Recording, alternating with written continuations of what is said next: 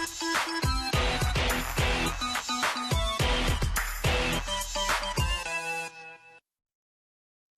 following is a presentation of Fox Sports. We are Fox Sports. We are San Diego.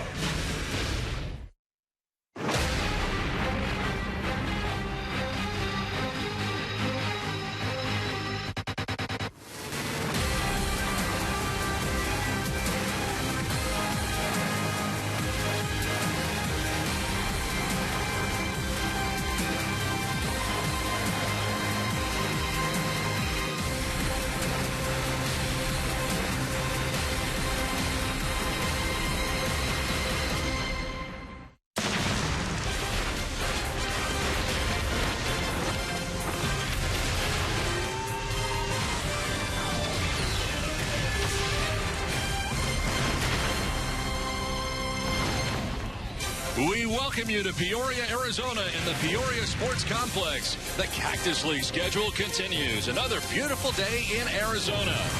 Today, the Chicago White Sox travel over to take on the San Diego Padres. Hi, everybody. I'm Don Orsillo, joined today by Mark Sweeney. Welcome to Padres baseball. Well, the Padres are getting settled in with their new manager and their new roster. Today, we get a look at the leadoff hitter in the top spot, John Jay. Yeah, and you think about the pedigree coming over from the St. Louis Cardinals. They made the playoffs all of his 6 years, which I thought was very important to acquire a talent like John Jay. Left-handed bat that's going to give balance to the offense, but as a defender, the last 3 years, the best fielding percentage in the National League. He is going to bring that defensive ability. But there's another intangible for John Jay. He comes in with a lot of credibility. He is learning to be that leader in the clubhouse, and it's a much-needed element to this clubhouse. Very important for the Padres to find that leadership, and John Jay's one of those guys. Should be fun to watch today. He'll be in center field. We know this. On the mound to be James Shields. What we don't know is who is going to fill out the bullpen. Julie Alexandria will talk about that when we come back to Peoria.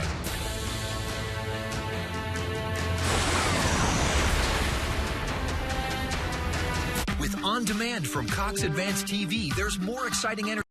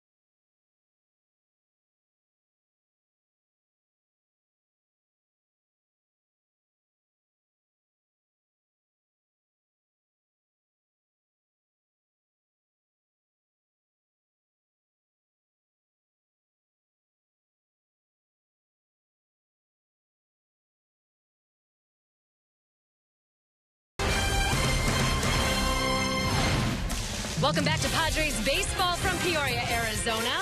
Well, as the guys mentioned, a lot of questions surrounding the bullpen. It really is an open landscape of opportunity. I had the chance of catching up with bullpen coach Doug Bockler, who played for the Padres back in 1995 to 1997. And he said this open culture of opportunity is really great for these guys because it elevates their level of play, really has them trying hard. He said it increases work ethic for the players as they have to rise to the occasion in order to give themselves the best chances to be part of this organization. Obviously, some tough decisions ahead. As far as what they're looking for, he said guys who can execute their pitches and guys who can pitch to a plan. Two guys we're going to be seeing making their spring training debut today are Fernando Rodney, whom Bockler says is better than advertised. He said he's impressed by his fastball command and his changeup, as well as veteran addition Matt Thornton, who he says the team is blessed to have. That's right, you heard it, blessed. Coming up, this guy on the mound, James Shields. He's going to be starting it all off for us in just a little bit as Padres and White Sox get underway here in Peoria, Arizona. Much more Padres baseball coming up.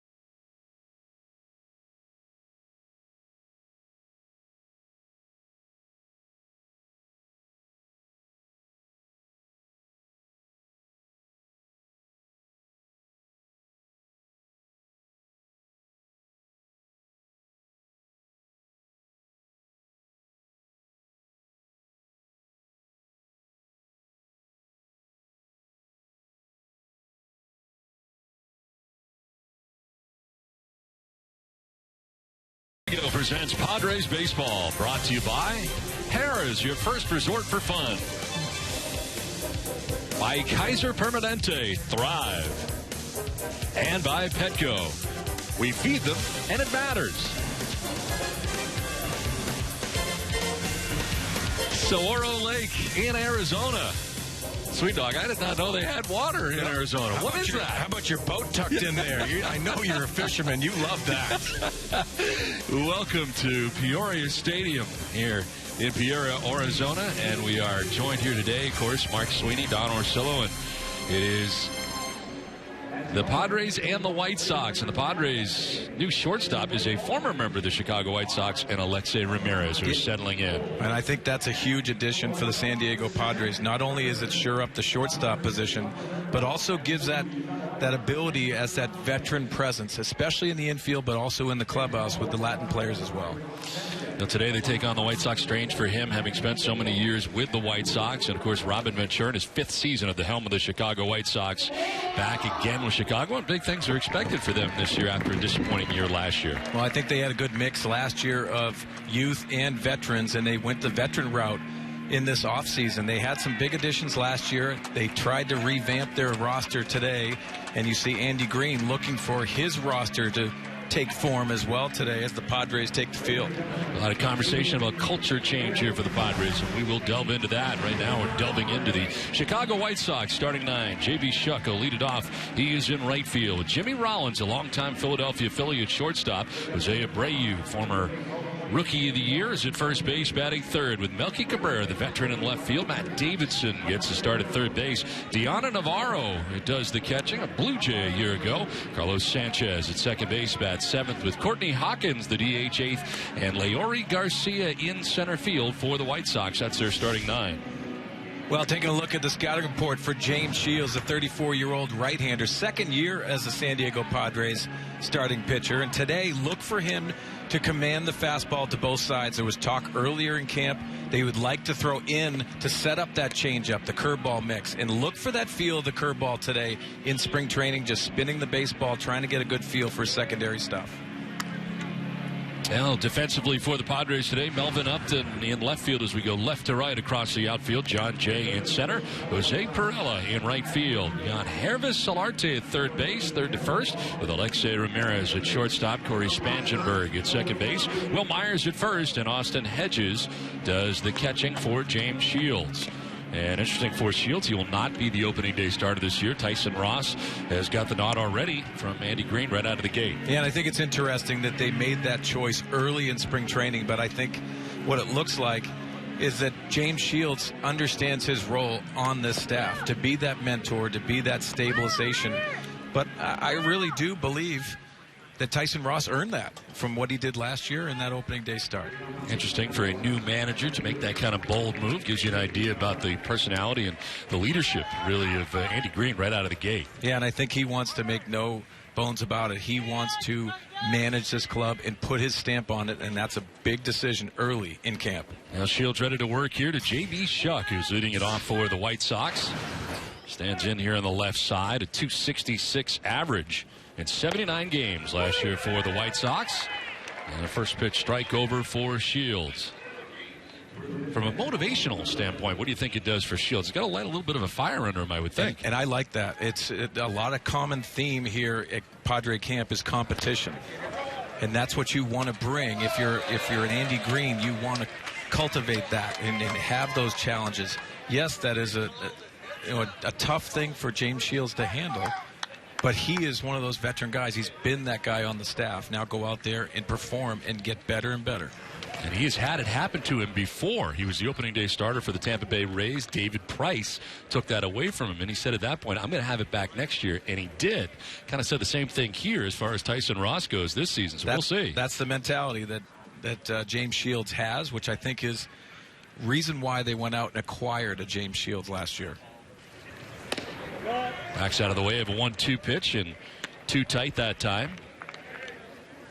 Shields 13 wins a year ago. Was 13-7. ERA under 4, 3.91 for the year, and 33 starts last year. And again, up over 200 innings for the 9th straight season. It is remarkable how durable he has been. Don, I think that really is the mark of James Shields. When you think about the consistency, who's going to eat up all of those innings? Who's going to take those tough games? James Shields wants that, and it's a priority for him to be that consistent ace on the pitching staff. Go out there and pitch like that in pitch innings.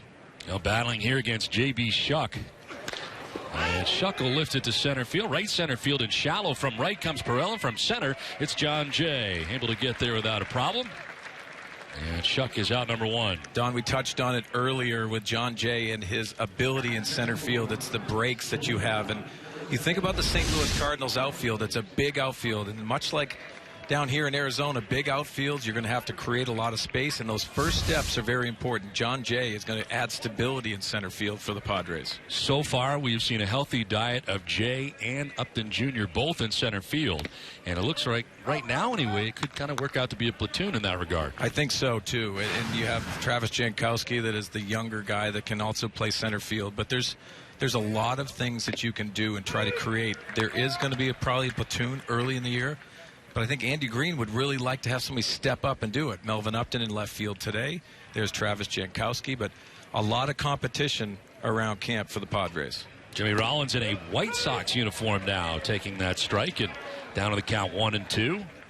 Hard not to see him in a Philadelphia Phillies uniform after so many years there, and so many good years with the Phillies. Of course, their championship season of 2008 as Shields bounces that in, even the count now at 2-2. Well, for Jimmy Rollins also being in the third uniform, I think it's a little less strange. And you see him in the White Sox uniform. It is strange for most people because you just think of him as a Philadelphia Philly. But not having a great year in Los Angeles last year and having that mentally behind him, I think this is going to be a good fresh start for him. That one straightens him up, full count. The White Sox do have an impact rookie in shortstop, Tim Anderson, that they'd like to have him assume that shortstop role. But having Jimmy Rollins, and you see the career numbers, very impressive. 229 home runs as he will take the walk and head down to first base. First base runner of the day for the White Sox. Another picture-perfect day here in Arizona. 81 degrees, 13% humidity, partly cloudy. First clouds we've seen here in a while in Arizona. Cloudy days are always good for my dome, which I'm really excited about that. You and Mud both. Yeah, SPF is definitely our middle name when it comes to Arizona here. 1 out, 1 on. Jose Abreu, former Rookie of the Year, standing in. As the Padres infield here at double play depth. Shields working out of the stretch. Abreu has been impressive since he has come onto the scene last year. 30 home runs, 101 runs batted in, and, oh, by the way, hit 290 as well. Yeah, and you see those numbers. They pop out at you. You need an RBI guy in the middle of the order, and that's the consistency that you have to have. Very much an everyday guy. Played 154 games last year for the White Sox. Lifts a fly ball out towards right center field. Sun an issue now, but again, it is John Jay out there who makes the catch. No advance at first for Rollins, and they're two-way here in the first inning. Well, fly balls can be adventure in Arizona. You always hear about the high sky, but I think it has a lot to do with the different decks. When you play in a major league stadium, you have 3 decks, and you have depth perception. Very difficult. Once it gets over the stands here in Arizona, you have to battle a lot of tough skies. Well, today, being cloudy, it blends in with that baseball. But you're going to see some interesting routes. You're going to see some misplayed balls we saw yesterday in Goodyear. But you got to have those defenders. If you can do well in the outfield here in Arizona, it should be much easier as the season starts. 2 down here in the first inning. Jimmy Rollins at first base, and Melky Cabrera. 158 games a year ago. 273. In the start in left field today for Robin Ventura, as Myers holds on Rollins at first. Good cut there by Cabrera. It's 0-2. Yeah, it looked like a good changeup by James Shields, and that's his money pitch. He wants to set that up as much as he can with that fastball command. We touched on it earlier. He would like to throw inside, especially to left-handers, which I really think it sets up that changeup. A lot of hitters looked outside, and he gave up the home run ball last year. A lot of that was dealing with those hitters trying to look out over the plate. There's that fastball inside, and movement. He's got the cutter to go along with it. And for me, James Shields is the ultimate competitor. That's what wills him. When he doesn't have his stuff, Darren Balsley to the right knows he can win a ball game without his great stuff. Ball and 2 strikes here to Cabrera with Rollins. Very short lead at first. And that one's in tight, and there it is. Just talking about it and coming inside, and there he does. Well, we're going to get to talk to manager Andy Green, and I think that was one of the discussions that you have when it comes down to pitching inside. It's a command, but also you have to have that presence. It's uncomfortable for a hitter to move your feet. And then you start worrying about that inside fastball, and then the changeup drops in. You're going to get a lot of swings and misses. Cabrera thought about it. It does not offer, and it's a full count now.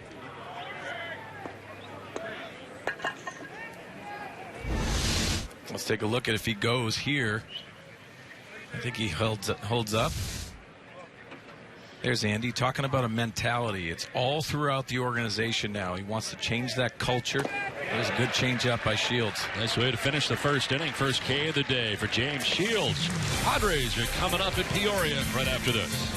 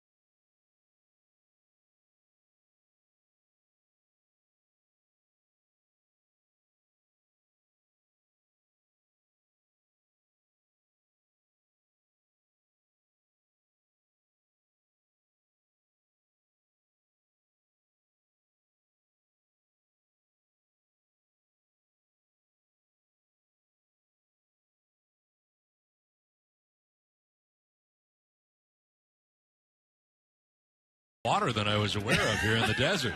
It's our second water view as we get ready for the bottom of the first inning, and the Padres are coming up. We've talked a lot about John Jay. He's going to lead it off today and in center field. Corey Spangenberg at second base bats second. Will Myers at first base with Yangervis Solarte at third base. Melvin Upton Jr. in left field. Derek Norris got 147 games last year. The designated hitter, Alexei Ramirez, the former White Sox shortstop at shortstop. Jose Perella in right. And Austin Hedges does the catching and bats ninth. Well, Carlos Rodon, only 23 years old, the third overall pick in the 2014 draft, and they love this young man. He's got a great slider to go along with that fastball command. Averaged a strikeout an inning last year in his first full year. They love this young man. Almost into double digits last year and wins 9-6 on the season as John Jay leads it off, takes strike one. You see Jay as a possible leadoff guy every day. Yeah, and I think he commands against left-hander. He competes in the batter's box, which means he doesn't let in on those left-handers. You can see him stay in there. He has a process. And I always talk about a plan at the plate. And John Jay, you can see that he likes to attack certain things. Maybe look out over the plate against the left-hander. That's a couple of hopper to second base, and Sanchez will flip to first in time to get Jay. Let's take a look at Chicago defensively today. Left to right across the outfield. Melky Cabrera, Leori Garcia, and J.B. Shuck. From third to first, Matt Davidson, Jimmy Rollins, Carlos Sanchez, Jose Abreu at first base. And Deanna Navarro doing the catching today for Carlos Rodon. There's Corey Spangenberg. Up to the first pitch and lining it the other way. Well, left on left, you're going to have to be able to, if you're going to be an everyday second baseman, as Corey Spangenberg is going to have that opportunity, you're going to have to face these tough lefties. Clayton Kershaw comes to mind, Madison Bumgarner. But the bunt game's going to come into play as well for Corey Spangenberg. On a line to right, J.B. Shuck won't get there. Drops in for a base hit. And Spangenberg aboard with a one-out single here in the bottom of the first inning. He played 108 games last year. Yeah, and Corey is one of those guys I think Andy Green sets very nicely. You see that elevated pitch and pulling his hands in. Didn't get the barrel to the ball, but dumps that into right field, but handling a tough lefty. And that's what they need. They want the speed element in the lineup with Corey Spangenberg. Here is Will Myers standing in for the first time today. Taking all of his reps at first base so far during the spring. They've been working hard with him, and of course keeping him on the field is one of the concerns. We'll talk a lot about him today, I'm sure, but he's never played more than 88 games at the major league level, and trying to do that this year and trying to stay healthy and really learn a new position. Don, I think a lot of people are just dying to see 500 at bats, 600 at bats for Will Myers. And the ability to be athletic at first base is going to be some growing pains over there. It's a tough position, as we'll talk about later on. But offensively, there's so many things. We saw last year that Will Myers was leading off a lot. In my estimation, he's not a leadoff hitter, but he had to position himself in there because of the roster. Andy Green has put him in a lot, hitting third, middle of the order type of bat. That's what I'd like to see from Will Myers, but you have to be concerned about his health. It's been wrist problems. You don't see him taping his wrist this spring, so you know he's pretty healthy. This one zipped inside. Ball and 2 strikes to Will Myers. Do you see a scenario where he could get some outfield play as well this year? Well, I think if it's one of those things that it fits the roster better and he's in left field and maybe acquiring a first baseman, you never know what's going to happen. But there's versatility to Will Myers, and I think that's the ability that you have to have. And you have to find a spot that's going to keep him healthy. He's going to be diving over at first base. There's going to be some things that you're going to have to do, but finding a way to get his bat in the lineup every day is a priority. Ended up hitting .253 a year ago. 8 homers, 29 runs batted in. Fouls it off, and it hangs here at 1-2. I sat down with Will yesterday and asked him how he's feeling offensively, because so much is talked about his first base stuff. And he said, I haven't got a hit yet. And it's one of those things you don't worry about as a veteran, but anytime you're the 0 for 13s, 0 for 14s, it starts getting in your head a little bit. And it seemed like Will was just looking for that first hit. And I think that's one of those things he wants to just get it past him. Reaches out here, protecting the plate and fouling it off. What do you think the biggest deal about moving to first base from a defensive standpoint is for him, especially yourself having played first base. Yeah, very athletic body. He can do a lot of things. He can throw from different angles, and you see the priorities and what he can do really well. The tough thing is the footwork. And you think about at first base, you have to give confidence to your infielders. Very important to pick baseballs in the dirt. But he has to have the ability to have that comfort factor, getting the bag early, doing the little things that first base really comes into play. Can't just throw anyone over there. I've said it so many times. But he is very athletic, and he can handle this position. There's just a lot to learn for him, and he's getting a crash course this spring training. Fouls it back off to the right, and it hangs here at 2-2. Good battle. Myers bats here with Corey Spangenberg at first base. 1 out. Padres batting in the bottom of the first inning. Beautiful day to be out on the berm here at Peoria Stadium.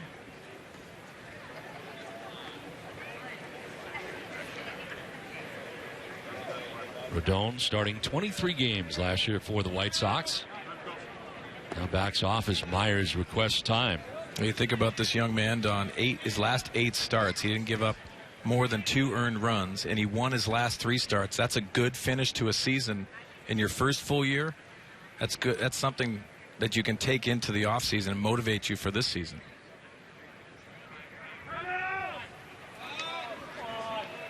Working deliberately here, going back and forth with Myers, who had stepped out on a couple occasions.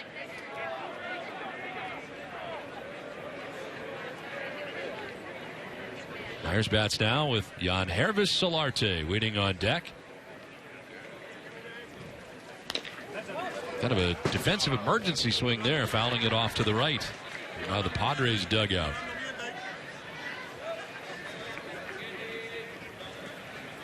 Here is Solarte on deck.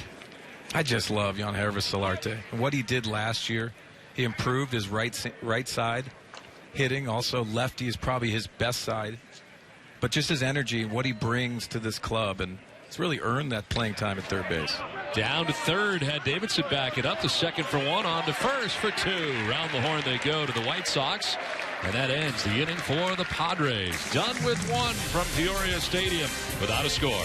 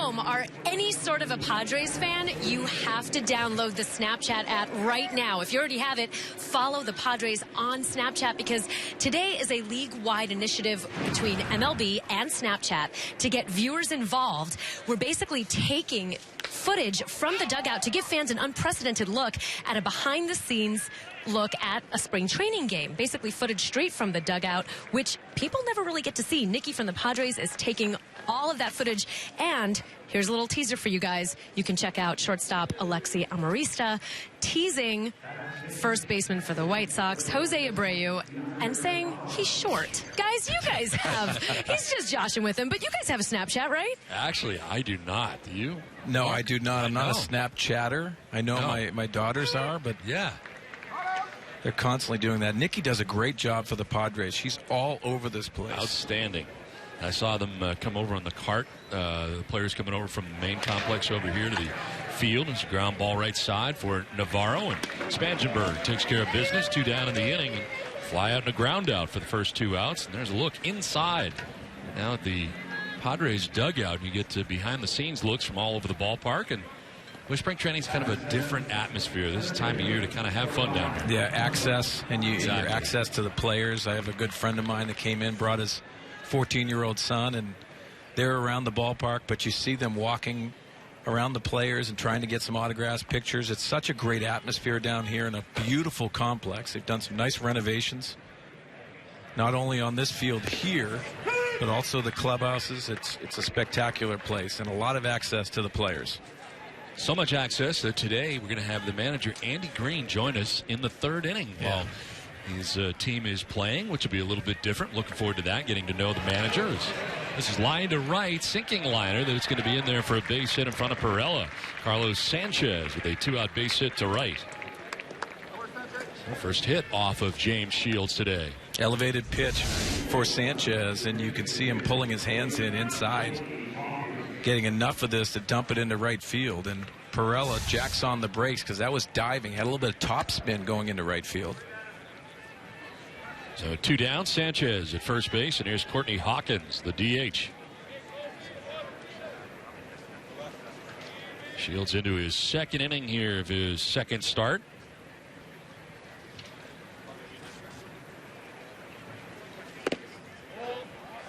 Well, Don, you see Perella that's in right field. He's playing for Matt Kemp, who played yesterday. You're going to see another young player late in this game, Manny Margot, who is lighting up spring training. He came over from the Boston Red Sox, but a lot of young talent that you'll see throughout this game. Most of these starters will play typically 4 or 5 innings, maybe 2 or 3 at bats. Hunter Renfroe is going to be in the ball game today, but Jabari Blash, a Rule 5 guy that we're going to touch on as well. There's so many opportunities in the Padres organization in spring training here. Seen a lot of power from Jabari Blash so far in early spring. He's got it, no doubt about it. This is hit pretty well towards left center field. On the move is Upton. He gets over to make the catch, and that retires the side. Inning and a half in the books from Peoria Stadium. No score between the White Sox and Padres.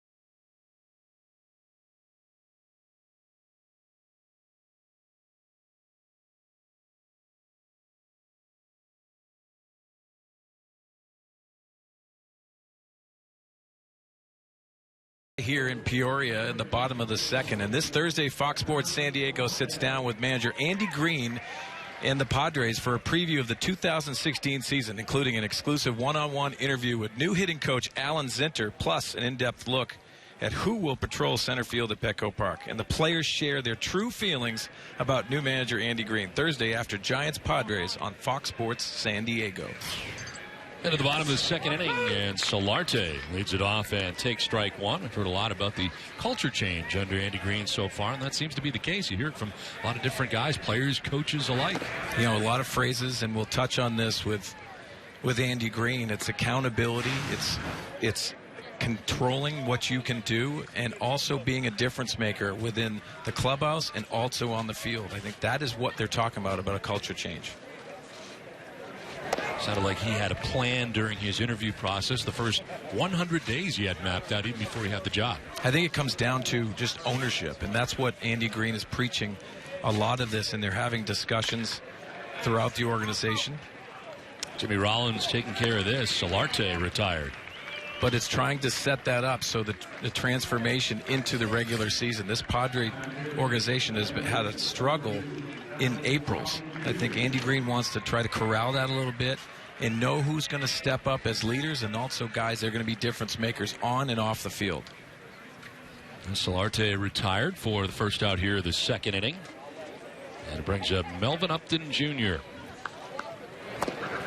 Talk about the difference of playing center field to left field. Certainly you get a better read from center field, and I guess one of the challenges that he may be facing now playing in left field. Well, I think in center field you get easier reads, but it's also a speed element that comes into it. Melvin Upton Jr. has plenty of speed to play center, but those angles that you're talking about, Don, that's what you have to have, and it's very difficult. And also communication. As a center fielder, you're constantly saying that I got it. Well, on the corners, you just have to go after it. And you don't want to use communication. You want to listen for your center fielders, especially in the gaps. So Melvin Upton, the top half of the inning, end that inning with a nice catch, running catch into left center. I saw a lot of him when he was with Tampa Bay, and he played a very shallow center field. To do the same here? Yeah, I think it's going to be different on the corners, maybe at the beginning. Typically play a little bit deeper and not have anything over you, because there are different angles. The tough ball is that line drive over your head. But I think he's going to be versatile, and he's got to be able to understand he wants to do this. He wants to do it right for the club, to go out there and be a better defensive ball club with him in left and John Jay in center, or other parts that's going to happen with Andy Green as the manager. You mentioned earlier we saw Matt Kemp yesterday in Goodyear take on the Cleveland Indians. Appears to be moving around very well, and so far very healthy during the spring for Matt Kemp. Yeah, I think Matt has a really good enthusiasm. It's easy mentally for his second year. This is Sky to center. Leori Garcia out there for the White Sox, and that's out number 2. Think about the challenges that Matt Kemp had to take on last year. In the beginning of the year was challenging. Tarek Brock, the first base coach, is the new outfield coach, and really embraced a lot of the drills. And Matt Kemp is really taking charge of that. John Jay, also Melvin Upton Jr. But if you think about what Matt Kemp went through last year, just taking on the challenge of moving south from a big market Los Angeles Dodgers down to San Diego, said all the right things, but very challenging to go to a different club for the first time. And I thought he met those challenges, especially late in the year. You saw the production spike up, 100 RBIs, a lot of home runs. He was as advertised. They'd just like to see some consistency from Matt. A great year last year for Derek Norris. Mentioned he was in 147 games last year. That's a lot of work, especially for a catcher. And I think they're looking for ways to handle that. Christian Bethancourt is another guy that came over in a trade for Casey Kelly with Atlanta. Drawing rave reviews, but looking for that opportunity to get some playing time. Rodon gets his first strikeout of the day. It ends the second inning. No score through 2.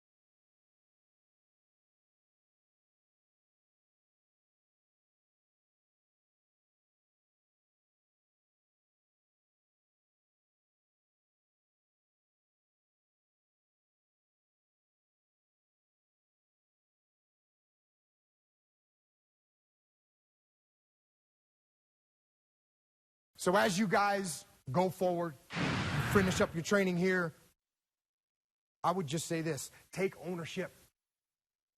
Take ownership, personal responsibility and ownership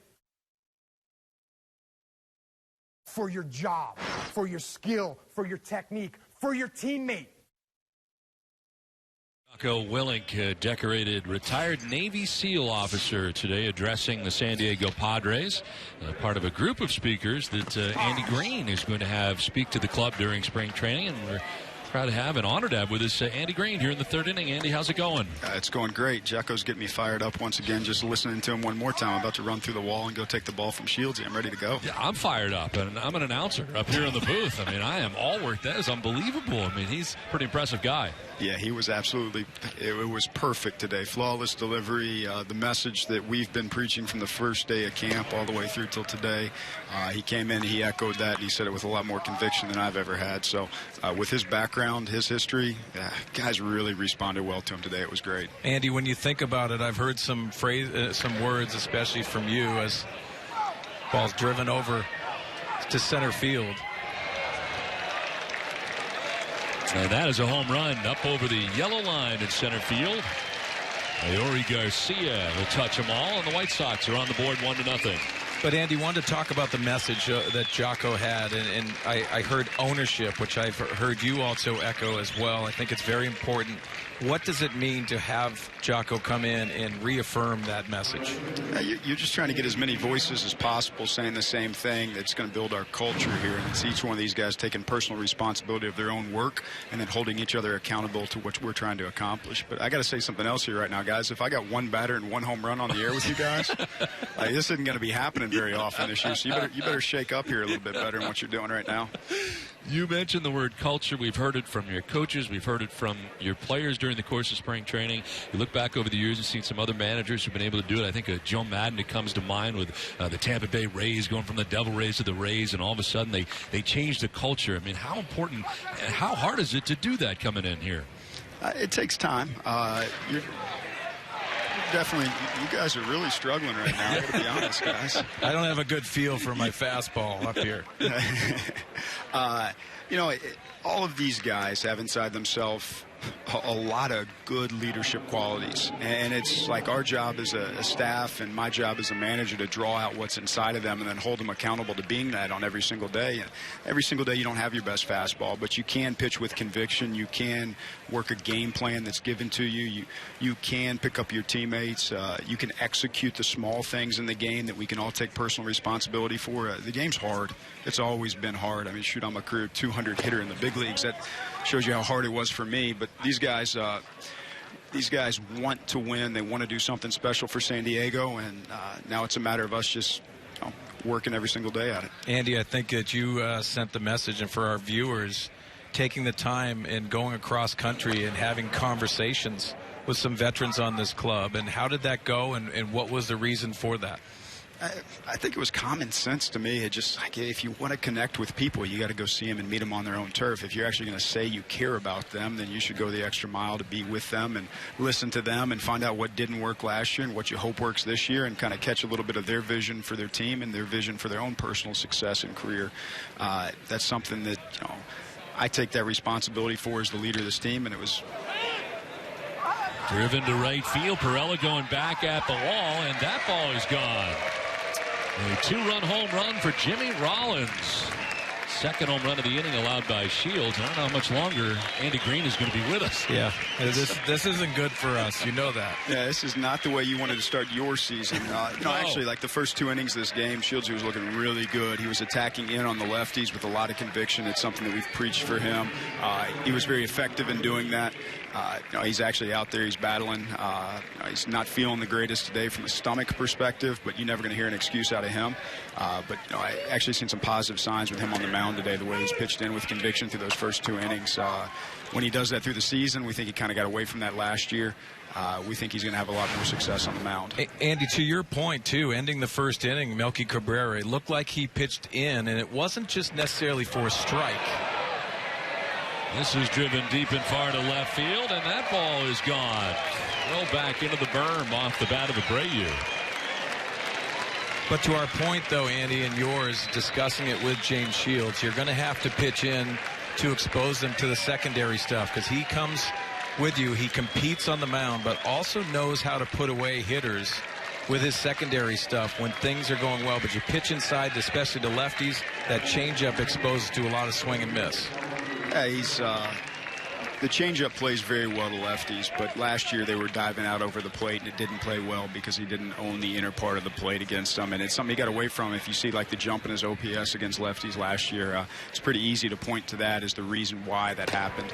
So today, you know, he's out here, he's pounding in. They're probably noticing that. They're taking advantage of it, and they're paying attention, but what he's doing is working on something today, and then it mixes back into how he pitched a little bit last year. And the guy knows how to pitch. He's got a great feel for it. And you're talking about how hard this game is and how you have not forgotten. I know your coaching staff feels the same way. A guy like Alan Zinter spent, 14 seasons in the minor leagues before getting his first major league at bat. How has spring training been for him, your new hitting coach? He's been great. These guys are responding very well to him. He's preaching a lot of timing, trying to get these guys on time. I think early in spring we haven't been on time as often as we'd like, but he's got a tremendous background, and all these guys have a lot of respect for somebody who grinded 14 years in the minor leagues before showing up in the big leagues at some point in time. So he's got a great way, a lot of humility, a lot of authenticity, and all these guys are in his cage just ready to go to work every day. I don't think a lot of people understand the impact that he made on the Houston Astros last year. Yes, he was the assistant hitting coach last year with the Houston Astros, but coming over here, he has dove into his job, and he's getting a lot of really good results and a lot of good feedback, especially a young man like Austin Hedges, who's had a nice success in spring training here. Yeah, I think Hedges looked outstanding. It was a mechanical adjustment early, then a timing adjustment after that. But, Hedges always been a guy who's kind of smothered the bat a little bit, and now you're starting to see him open up, get a little separation in his upper half. And last game we were here, he drove one out to right center and drove one out to left field. And, Hedges taken a lot of positive strides. We all know what he can do behind the plate. I think if you look at framing metrics, per innings caught last year, he was at the very top of the game. A tremendous receiver, tremendous blocker, tremendous thrower. We bring that offensive part of the game along, and he's going to be one of the premier catchers in the game. And that's kind of Z's challenge with him, and our challenge. The guy had a tremendous working off season. Austin Hedges was in the gym every day, didn't miss a workout, kind of reshaped his body, and I think we're seeing a lot of really good results from that work. Could you see a scenario with breaking camp with 3 catchers, or you don't think so? I think it's probably unlikely. I wouldn't close the door on any scenario right now. If we feel like one of those good guys really offers some pop off the bench, like a real strong bat, I suppose that's a possibility. But we got to look at Austin Hedges and think long-term about him. If we're carrying 3 catchers, I believe in Austin Hedges, and the best thing might be for him to get everyday at-bats. If we're carrying 3 guys here, get him everyday at-bats in AAA. Well, Andy, we thank you so much for joining us during this inning. We look forward to working with you all year long. I appreciate it, guys. Good talking to you. Thanks, Andy. Well, a tough inning here for James Shields. 3 home runs in the inning, a walk and a single. Darren Balsley, the pitching coach, headed out there to talk to him here as he gets ready to deal with his 7th member of the White Sox of the inning. Well, you understand, too, and Andy touched on it. James Shields not feeling as good today, and that happens throughout the year, and he doesn't show it. But obviously the location of his pitch is elevating it today, and also in Arizona, very difficult to do. But not making any excuses for him, but James Shields is grinding it out today. You see the clock in the background there as Darren Balsley went out there. Of course, they have 30 seconds now for mound visits.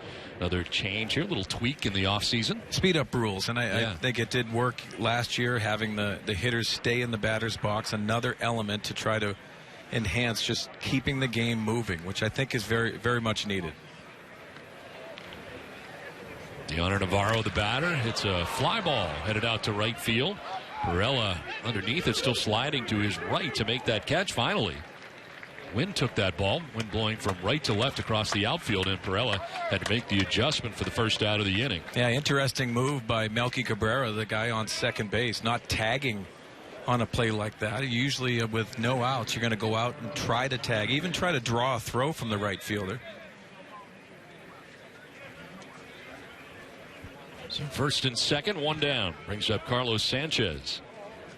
So 3 home runs given up by Shields today. Of course, 33 home runs allowed last year. Well, that's a concern, and obviously having having Andy Green on again and giving up home runs is a concern to us. Yes, or our future with Andy Green. That's not a good start for us. It started very badly very quickly.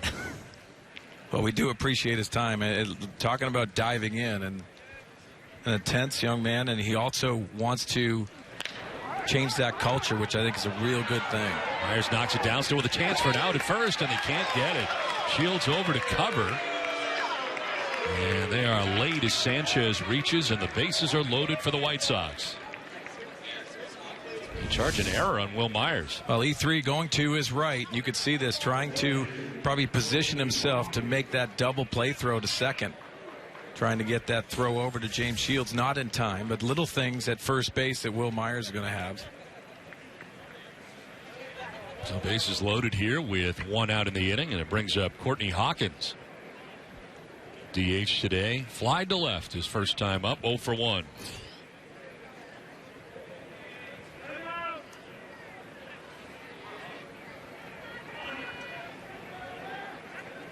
Outfield straight away right now for the Padres. As Shields tries to gut his way through this third inning. 4-0 White Sox on top. 3 home runs in the inning. That's in the dirt and gathered by Hedges. You can see the body language from James Shields, obviously grinding it out. And really, you heard it after his first start of spring training, which he did pitch very well. Just getting through spring training healthy is really a key. Just trying to get strength and get the leg strength underneath them, finishing pitches. You always hear those common phrases from veteran pitchers. They know how to do it. They know how to get through spring training, and it's really an evolution. But today, battling that illness can't be fun. As you mentioned, through the first 2 innings, looked very good. Walk and a single allowed through 2, and a strikeout of Melky Cabrera to end the first inning. Here's a pop-up that will end up in shallow center. Backpedaling is Ramirez. The shortstop will put it away, and close enough to the infield. Nobody's going to try and move, and that is out number 2 of the inning. So the runners stay where they're at. Bases loaded here for the White Sox as they have batted around. Leori Garcia, who led this inning off with a home run, is going to bat, but it's not going to be against Shields. Andy Green headed out there to make the change here. Tough inning for Shields, but he will end it here, leaving with the bases loaded and 2 down. 3 home runs allowed by Shields here in the third inning for the White Sox as Chicago on top 4-0.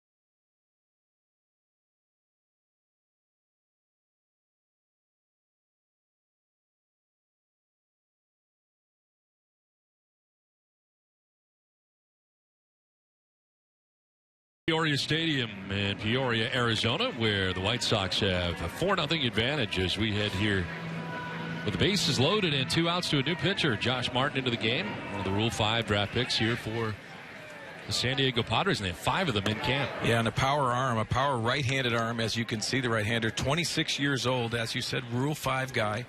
So it's an opportunity for him to make the roster and be on the club for the full year.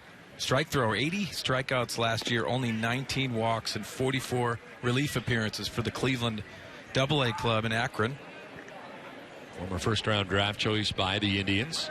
And the first arm here out of the pen for Andy Green today. And really the tale of two different outings today for Shields. The first 2 innings and that of the third. Well, I think if you look at the beginning of it, and it looked real good. I look at the Melky Cabrera at bat. We touched on him trying to pitch in and move a hitter's feet and then put him away with that changeup. That's exactly what he did to Melky Cabrera. So there's always positives to take out of it. You're going to look at the home runs and say that's what James Shields hurt him last year. But today not feeling good, just getting through this start, I think was a key for James Shields. Leori Garcia led off this inning with a solo home run. Now bats with the bases loaded and takes strike one. Now Garcia, who did not hit a home run last year for the White Sox. Jimmy Rollins had a 2-run home run. Jose Abreu with a solo shot as Rollins and Abreu went back to back.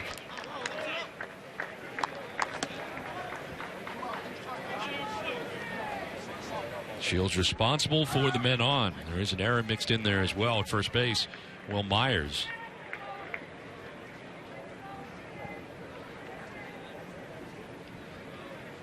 Cabrera at third, Davidson at second, Sanchez at first. With 2 down here in the top half of the third inning for Chicago. And an 0-2. Breaking ball on the ground. Myers at first base will take it himself and end the inning. But a big inning for the White Sox. Chicago on top 4-0.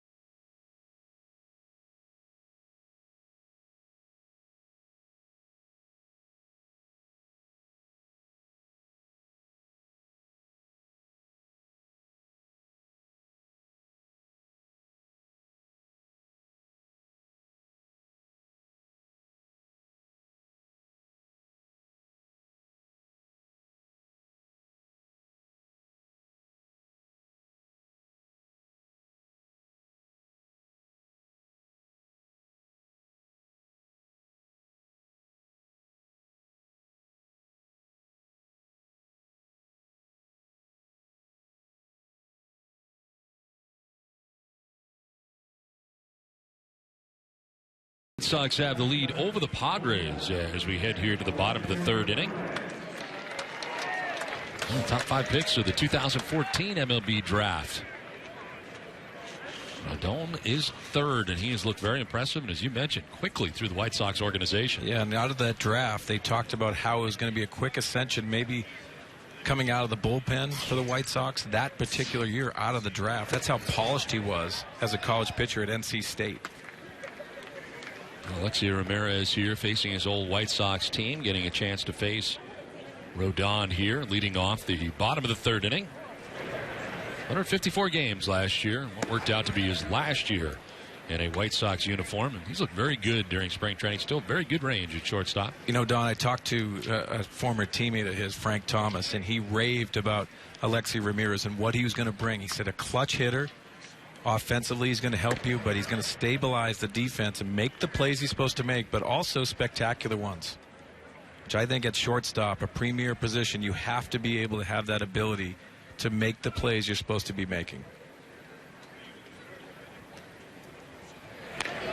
Fouls it off, and it's 2-2. 8 seasons in a White Sox uniform for him. Defense was an issue last year, and it seems that the defense up the middle this year is going to be better, and that's really what you're looking for. You have to have strength up the middle, from the catching position to short, second base, that combination of... This one in the air to center as Garcia wanders in and takes care of out number 1. We're talking about the Rule 5 drafts, and one of the guys who is a Rule 5 draft by the Padres standing by with Julie. That's right. I'm here with Jabari Blash. Now, you have sort of a different view of the game, as you did not grow up with this game. You grew up playing some Little League, but you really didn't grow up as a fan. So how is that different for you? Well, for me, it's just the biggest part is just not being familiar with all the great stats that's done so well in the game, which kind of sucks, because I'm familiar with how tough it is and, how great the game is. And, it's an honor for those guys to, bestow some advice and, how to do things right. So, unfortunately, the knowledge isn't there with the vets and the guys that have done great things. But there are guys that you can look up to and that you respect in the game as well. Oh, for sure. One is Mr. McGuire. But for me, I got to go back and look up and see what he's done and see the swing and how much power he did and the type of hitter he was in the box, which is someone that I aspire to eventually be. So it's a treat to have him around. Now, today you guys were given pregame a very sort of emotional speech by former Navy SEAL commander Jocko Willink. What was that like? What was the response? It was great. Someone that's been through what he's done and accomplished as much as he has, and just the way he sees life is something that you could take from him and, use every day and, walk through life happy of, what we have. And, it's a joy to play this game and be a part of the Padres. Now, he talked about taking ownership for oneself and really working with your teammates and going through war, basically. So did it get you fired up? Oh, for sure. More than, a lot of the guys that came in. But, it was just some great advice that he gave. And I'm glad that, I had the opportunity to sit down and listen to what he had to give. And, it was an honor to me. A lot has been made about the culture that Andy Green is setting up here at camp. What's your take on it? Well, I love Andy, just how he carries himself, just the words of inspiration, just how passionate he is about the game, and he's someone that I would hope to be, when I grow up, especially, how he walks around. Very nice. Well, thank you so much for your time. We appreciate it. Guys? All right, Julie, thanks very much.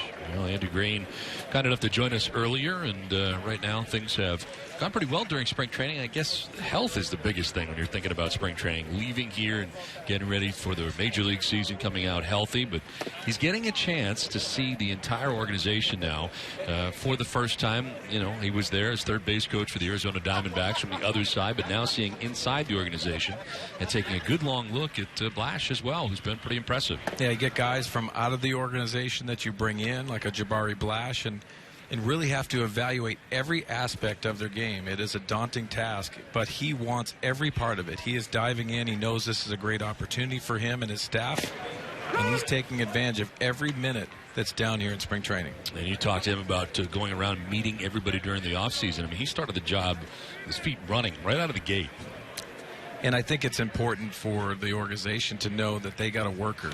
And sometimes I'm not slighting anybody else that tried to apply for this job particularly, but what impressed A.J. Preller and the group, you've heard, his work ethic, his intentions of detail-oriented guy, and I think that's what he's going to try to do. He's going to outwork himself with everybody else every single day. Hedges take strike 3. Another good inning for Rodon, who's now retired 7 in a row. White Sox on top 4-0.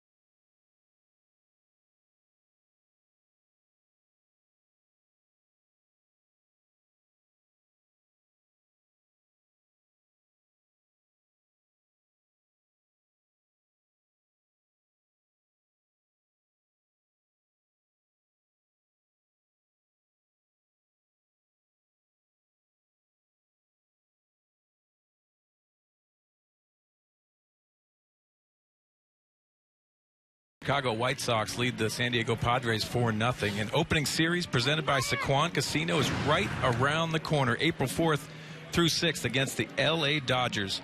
All fans will receive a jersey rally towel. Each day of the series will feature a different towel design based on the newly unveiled 2016 Padre jerseys. Get your tickets for opening series at Padres.com. Excited. Dave Roberts managing the Los Angeles Dodgers. That'll be a little strange, but what a great series. And you always love facing the Dodgers your first series. Last year up in L.A., this year down in San Diego. Should be a lot of fun. So happy for Dave, too. Such a great guy and getting a chance to be the manager. Yeah, it's going to be pretty impressive. And what's impressive, too, this young man, Luis Perdomo, one of 4 Rule 5 draft guys coming in and getting an opportunity, and a lot of high praise for this young man. Came out of the St. Louis Cardinals organization.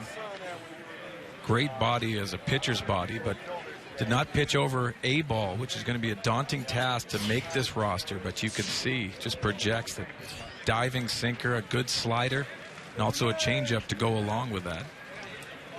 Top of the order, J.B. Shuck. We're talking about former Padres coaches. Rick Renteria is also in the house here as a member of the Chicago White Sox staff, and great guy, and ended up as the Cubs manager as well. Yeah, I was really thrilled for him to get that opportunity. A bouncing ball to Will Myers he takes easily, but for Rick Renteria getting that opportunity, he was well thought of in this organization, a tireless worker. Got an opportunity to manage with the Chicago Cubs, as you talked about, and now landing in Chicago White Sox across the town, and it's a good opportunity. It's a perfect spot for him to be another added piece in that coaching staff. So 1 out here in the 4th inning. Jimmy Rollins now standing in. Talked about Perdomo and not pitching above a ball. Really a good opportunity for everybody in the organization to perform here for a new manager, new coaching staff here at the major league level. And spring training for these guys, extremely important. Yeah, it's very important. And diving in, they don't have that opportunity to get ready. They have to be ready immediately, especially these big opportunities. And for Perdomo, you see the electric fastball and the release point, but the sinking action on his fastball, a lot of people are really in falling in love with this young man because of the opportunity he has in front of him. Infield was kind of shifted, and that's right through the shortstop spot into left field as Alexei Ramirez was set up over towards second base, and Jimmy Rollins kind of slaps it the other way as a 1-out base hit. His second hit, 3rd time he's been on base today. A lot of smiles for Jimmy Rollins, as you see, and trying to earn that opportunity. Came as a non-roster guy with the Chicago White Sox, and you think he's going to make that. But getting back to Perdomo again and seeing that sinking action, that was a really good pitch. It's just a ground ball through the infield, and dealing with those situations I think is going to be the main challenge when you're talking about a young man that's making that jump from single A. Only 22 years old, dealing here with Jose Abreu. Abreu with a solo home run as the White Sox went back-to-back in the 3rd inning. Jimmy Rollins, then Abreu. Abreu had 30 home runs a year ago. Well, if you're going to evaluate situations, this is a perfect evaluation with the heart of the order, and Perdomo trying to induce that ground ball. That sinking action is devastating late in the strike zone, and that's what gives hitters fits. Let's take a look at the movement on this pitch. Watch the glove of Austin Hedges sticking on the bottom part of the strike zone. Good downward plane right there. Double play depth are the Padres here with 1 out in the inning. And a sharply hit ball, but through the left side. And Rollins up to second base on the base hit by Abreu. Second hit of the afternoon for Abreu. Yeah, they went to the changeup after that two-seam fastball, and he elevates the changeup. A lot of young pitchers will tend to slow their arm up to throw this as a strike, and you want to maintain your arm speed on that changeup. Elevates the pitch, and the veteran hitter, Abreu, spanks this into left field. Now, a lot of times in spring training, pitchers will come in, some of the younger guys, and they'll face other younger guys at that stage of the game. With an early departure today for Shields, Perdomo in there here now in the 4th inning and facing the starters for the White Sox here. Back-to-back base hits for Rollins and Abreu, and now Melky Cabrera with his 3rd plate appearance of the day. Struck out swinging in the first, walked in the third.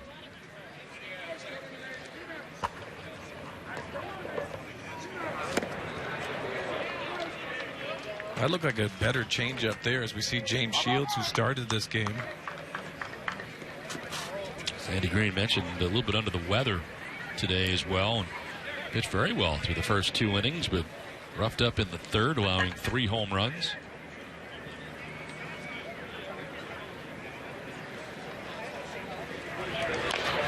There taps it foul and is down 1-2.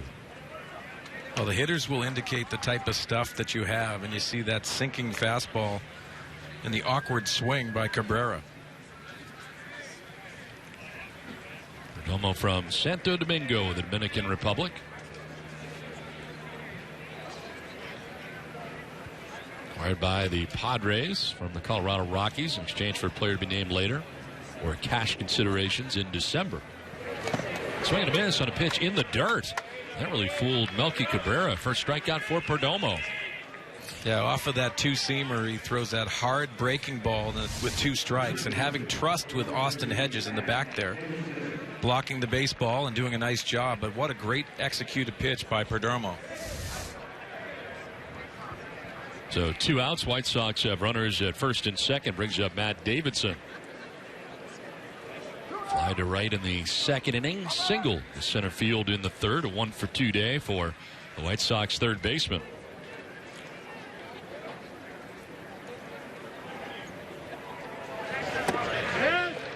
Went around. Well, that is tough. You see it, it's there, and then it's not. Yeah, and you see Austin Hedges going back to that pitch, putting away Melky Cabrera, but also getting a feel for the next one, trying to look like that strike and getting that first strike with the two-seamer coming in on him, too. I think this is a perfect setup. Let's watch what Austin Hedges ask for this time.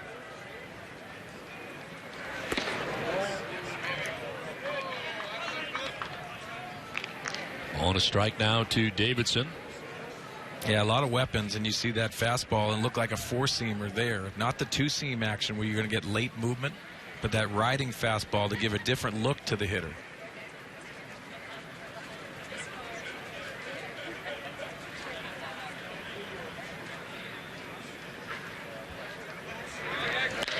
On the ground, back up the middle into center field, a base hit. Jimmy Rollins being waved around. He will score the White Sox 5th run of the day, and Chicago on top 5-0.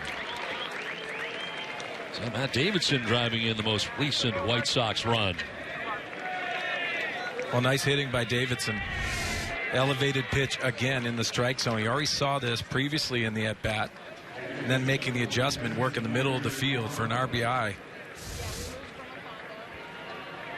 So a 2-out RBI for Matt Davidson, his second hit of the day. And the White Sox on top 5-0. You know, Don, the challenges that Perdomo has is that when you're a younger pitcher in minor leagues, so much talk is about velocity of the game. And sometimes if you're a 2-seam guy and a sinker baller, you want to get on top of the pitch and really back off a little bit, learn how to pitch with different speeds. And that's the challenge as you think about where his development was as a single-A pitcher. And now he's thrown into the big league level and saying, hey, you got to make this team, but not only make the team, you got to be on the roster for the whole year.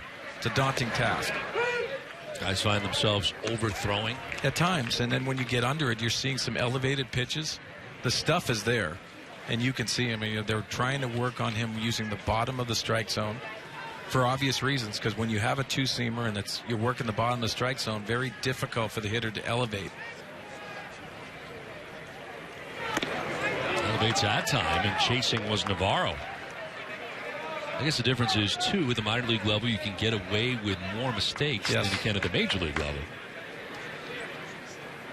Well, they capitalize on mistakes at this level, and you see it night in and night out. But the challenges for a young man coming in to an opportunity like this is to really gather your emotions. And I think there's been high praise for this young man, too, mentally, how he can handle this challenge, and gives him that opportunity to make the roster. There's a lot of run on 3 hits so far here in the 4th inning, and ahead of Navarro 1-2. And that will get away. Glances off Hedges, and everybody move up. Abreu to third, Davidson to second. On a pitch in the dirt, a wild pitch charged to Perdomo. Yeah, he went back to the breaking ball that he struck out Cabrera on. This is a tough pitch. He yanks this just a little bit for Austin Hedges, and a tough block for him as the runners advance. So there's Abreu at third. Davidson now at second base. 2 down here in the 4th inning.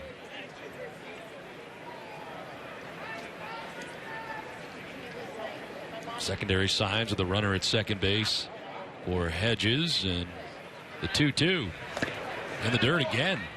Hedges has been busy in this inning, calling for these pitches and anticipating if it's still tough. Well, it won't be a bad idea with the base open at first. Let's see if they go back to that breaking ball, because the location's there. You don't want to put it in the strike zone to a veteran hitter like Navarro. Navarro had 5 home runs last year as a member of a very exciting Toronto Blue Jays team a year ago.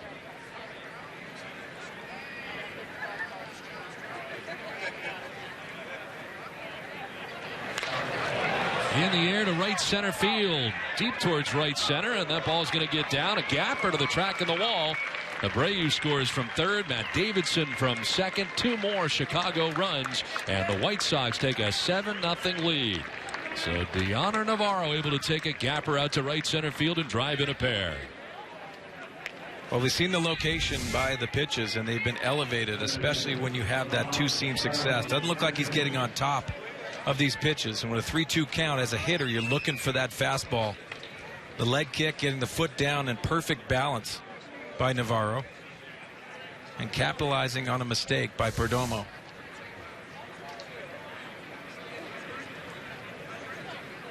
So runner at second, 2 down, 3 runs in here now for Chicago.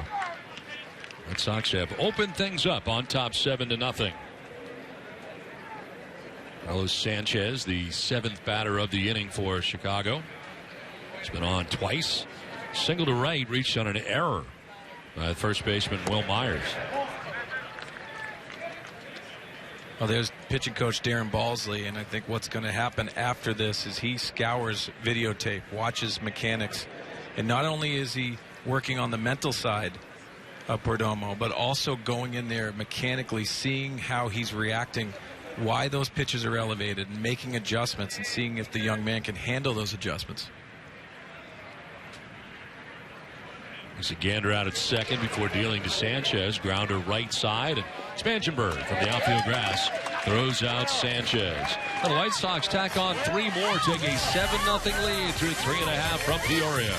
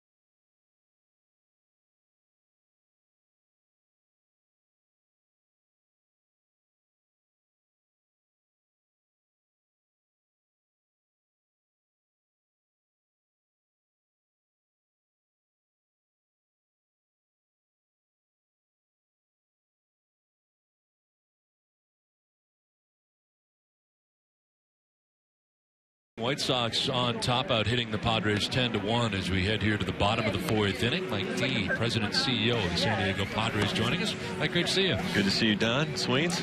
Good to see you, Mike. Good to be here. Tough start today, but inauspicious start of the Orsillo era here in San Diego. It's his fault. Well, it is still very early in spring. What Yes, are your it is. impressions so far of spring training here? Well, the first few innings today aside, I think overall very positive. I think Andy Green has brought a cultural shift.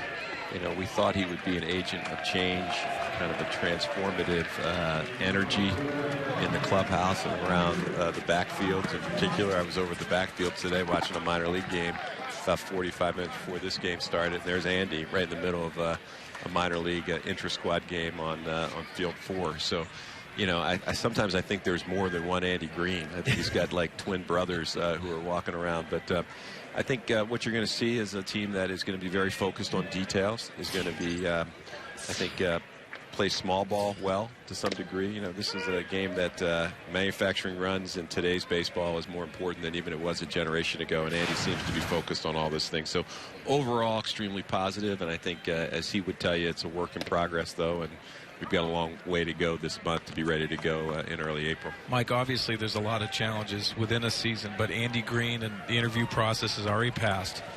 And you know there's rave reviews, even about his first speech to the club. And gaining that trust of players is very important. You've been pretty impressed with how it's really formulated early in the spring training and trying to cultivate that nice culture in the clubhouse and that intensity. I think so. You know, and this is an organization, for all the change that the Padres organization has endured over the last 20 years. For the most part, we had 2 managers for 98% of that time. So it is a tall task to come into a new organization, and an organization that was dominated by 2 managers over a long period of time. Fortunately, not a lot of the players from that era are still around. But the remnants remain, you know. There's a lot of staff that's around, and I think Andy's done a good job of embracing what was here that he'd like to keep, but also, again, incorporating the things that he knew needed to be changed. And to A.J. Preller's credit, When Hopper kind of exploding there on Rollins, but makes a nice play to get John Jay. to A.J. Preller's credit, you know, there was nothing that was off limits, as you know.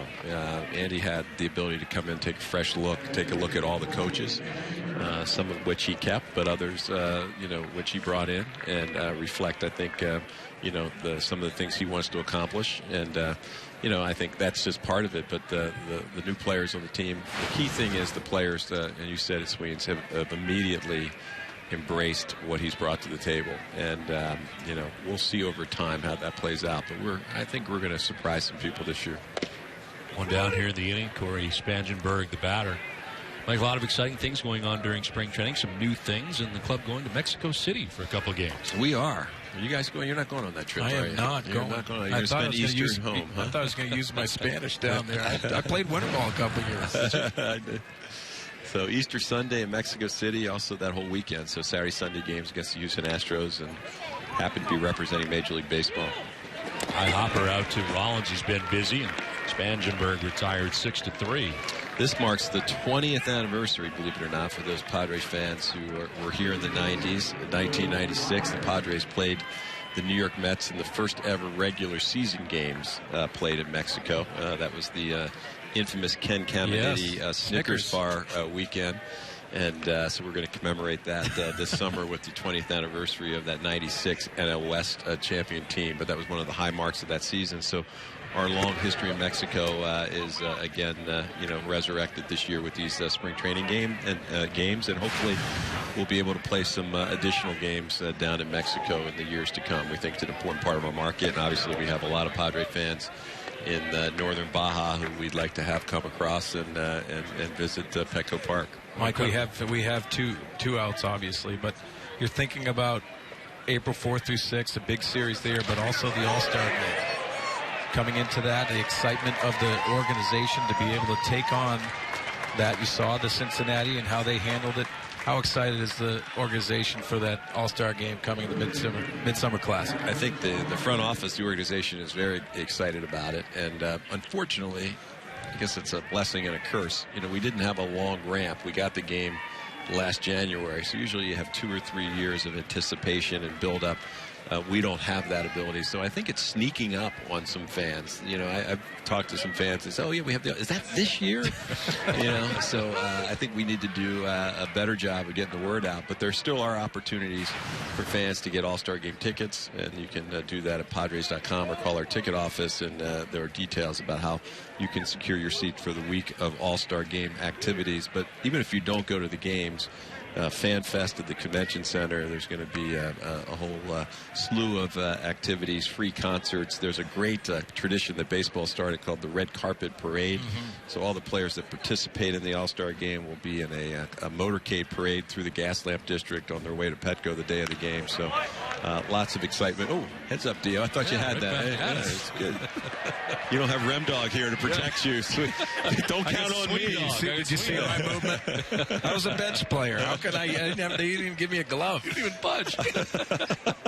I hope it hits me. Like you mentioned it, a great week. Not just the game, but there's so much going on leading up to it. Well, we have the Yankees the weekend before, the 4th of July weekend, 1st, 2nd, 3rd of July.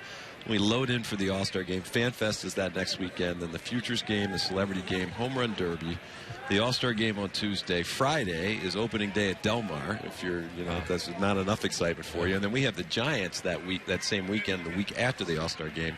Most likely 3 sold-out games. So, and then Comic-Con comes to San Diego the week after that. So the month of July 2016 is going to be a month downtown in and around the East Village and the gas lamp that San Diego has not seen anytime soon. Billy Joel coming this summer as well. Forget about that. The Piano Man will be there May 14th, Saturday, May 14th. So we're hoping to add another concert perhaps later in the year. Got some exciting announcements on that front, too. Mike D., great to see you. Thanks for joining us. Always a pleasure. Thanks, Mike. Okay. Good luck. Welcome to San Diego. Thank you very much. I appreciate it, Mike. 7-0. White Sox have the lead.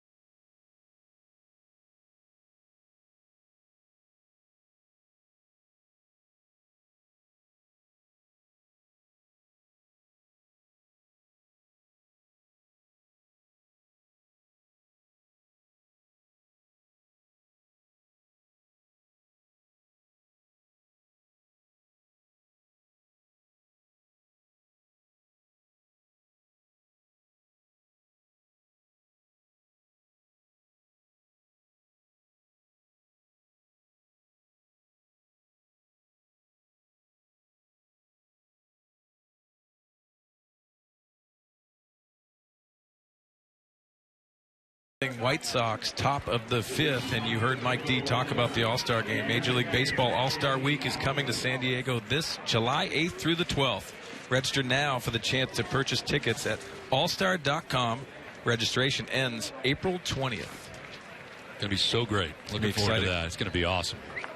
Home Run Derby. Yeah. Just the atmosphere down at the gas lamp. They do such a great job and putting a lot of work into it. Not only the season, but the All-Star Game is a daunting task. Courtney Hawkins leading it off here for the White Sox. Perdomo back on the mound. Gave up 3 runs in the 4th inning, but check and see how he bounces back this inning. I think it's going to be very important, and also having a clean slate, nobody on, working from the windup.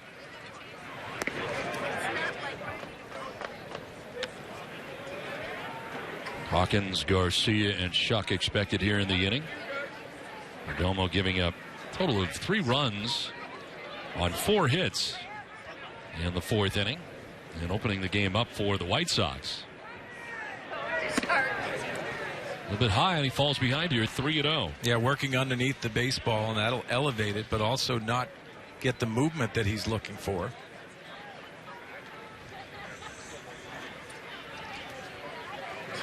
Hawkins taking all the way and taking strike one. Well, pretty impressive today. Carlos Rodon, very impressive through 4 innings for the White Sox. Well, as we talked about, they would like for him to step into that number 2 spot behind ace Chris Sale. This one is skied down the left field line, and it is gone. Did he get it? No, it's gone. Down there in left field, that is gone. Upton went back there towards the left field corner. It's up over that fence, and another home run for the White Sox. Their 4th of the day. We see a lot of balls travel here in the thin air of Arizona, but this ball is touched down the line. Kept it fair and really stayed inside the baseball.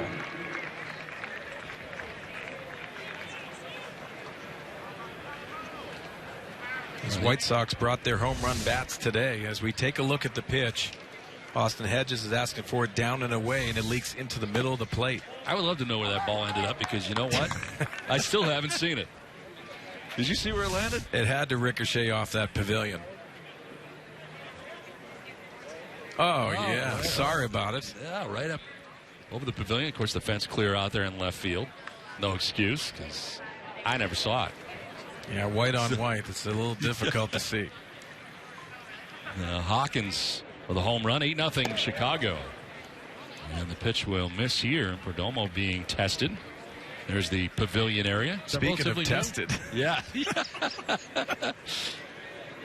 We heard Mike D, definitely welcome you to Fox Sports San Diego. We all do. Thank We're you. super excited that you're here. Now, appreciate it. The good stuff, initiation. We know how we initiate. And I wanted to touch this with Mike D, because obviously he was wearing a hat today. Bald guy. Right. Mark Grant, bald. Everybody's bald. Max, I'm working with. Max, our producer. Yeah. Adino. Michael Odino. Yeah. So what we're going to do is we're going to tie you down and we're going to give you a shave. Is that all right? You okay? There's not a lot there now anyway, so we're not that far away from it being there anyway. So it's going to happen. Well, here at Fox Sports San Diego, we have bad hair days every day. It's like the bald network here. Oh, yeah. Everybody's bald. But that's it. I know you haven't done initiation in a while. I mean, 20 years in the Red Sox organization, 15 in the big leagues. Yeah. But honestly, we are very excited to have you. And we'll just shave your head. It won't be a big deal. It won't take that long. No, very short process. They climb the ladder there on Garcia, who strikes out. Second strikeout for Perdomo. You see, he has the ability to rear back and elevate that pitch when needed, but a lot of pitches have been elevated in hitting counts, which has been very difficult for Perdomo today. That's the adjustment moving forward. So 1 out, bases cleared here, and it brings up J.B. Shuck. It's funny you mentioned that, because I came out in October after the season to meet you all, and we took like this group shot, and I got back and I'm like, which guy doesn't fit between you, Mud? We make a lot of people look good, believe me. Well, no, I just like, wait a minute, everybody's bald. Yeah.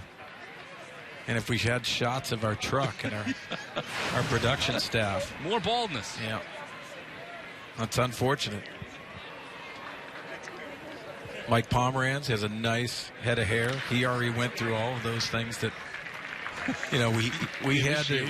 We just initiate him a little bit, but he didn't want any part of us shaving his head. Yeah, but no, that's I think tough, that's what we're going to have to do with you, unfortunately. It's sad, because the very little moss I have, I'd like to keep, but I also want to be part of the club. So if that's what the initiation is going to be, then I guess I just got to. I love it. Taking one for the team. Yeah. Yep. So 1 out, Shuck at first base here, and it'll bring up Jimmy Rollins. Now that's some good flowing moss. It's a pretty good salad right there. Yes. Jankowski. What a great young man. He's excited. He's made some really nice adjustments, but that hair went through a great offseason. It really did. Fly ball to right field, sending Perella back. Shy of the warning track with room, and he'll make the catch for the second out of the inning. Shuck back to the bag at first, 2 down. It looked like Jimmy Rollins was sitting on that pitch, and his reaction after he just got underneath that baseball. really spoke volumes. But he's swinging the bat really nicely today. 2 hits and also a walk to go along with it. And a deep fly ball to right field. So 2 down. Shuck at first base, held on over there by Myers. And it brings up Jose Abreu. 4th AB of the day for Abreu is flied out to center. Homered as part of a back-to-back home run sequence for Rollins and Abreu in the 3rd inning. They singled to left. Really healthy hack there, and he's down 0-1.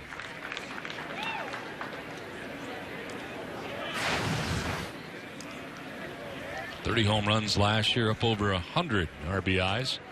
101 a season ago. Rookie of the Year 2 years ago.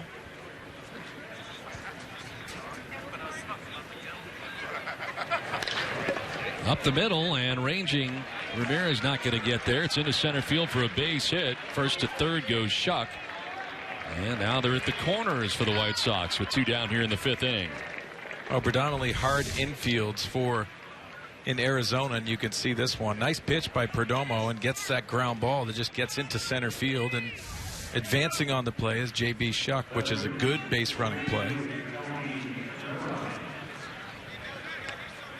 1st and 3rd now, 2 down in the inning. It brings up Melky Cabrera. The White Sox now have pounded out 13 hits, out hitting the Padres today, 13-2. Cabrera does not have a hit, but he did get on base with a walk in the 3rd inning.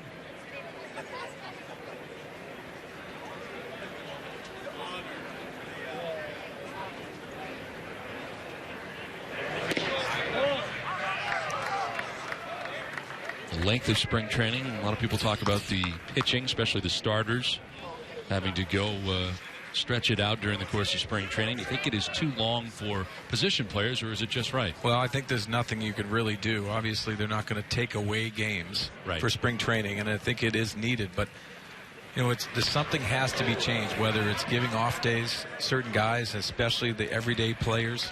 You're going to have to try to create that. We've heard Andy Green talk about that, too, backing off the fundamentals of the club, because it gets into that point. But I'll say this understandably, I was that bench player that was the 24th, 25th guy. So I thought every day was very important, and more days that I could try to impress a manager was very important for me. Everything is different. If you think about Matt Kemp and Alexi Ramirez, what they have to do to get ready for the season, very different. So it does get long and lengthy for them, mentally more than physically. And for you, you wanted as much time as possible. I couldn't wait to get to the field. I had to impress not only the manager, but the coaches, and try to find a way that I could mix and mesh with that club. And saw Jabari Blash earlier in the game talking to Julie. I think it's important for those guys, the importance of being evaluated every day and giving a good impression to your coaches.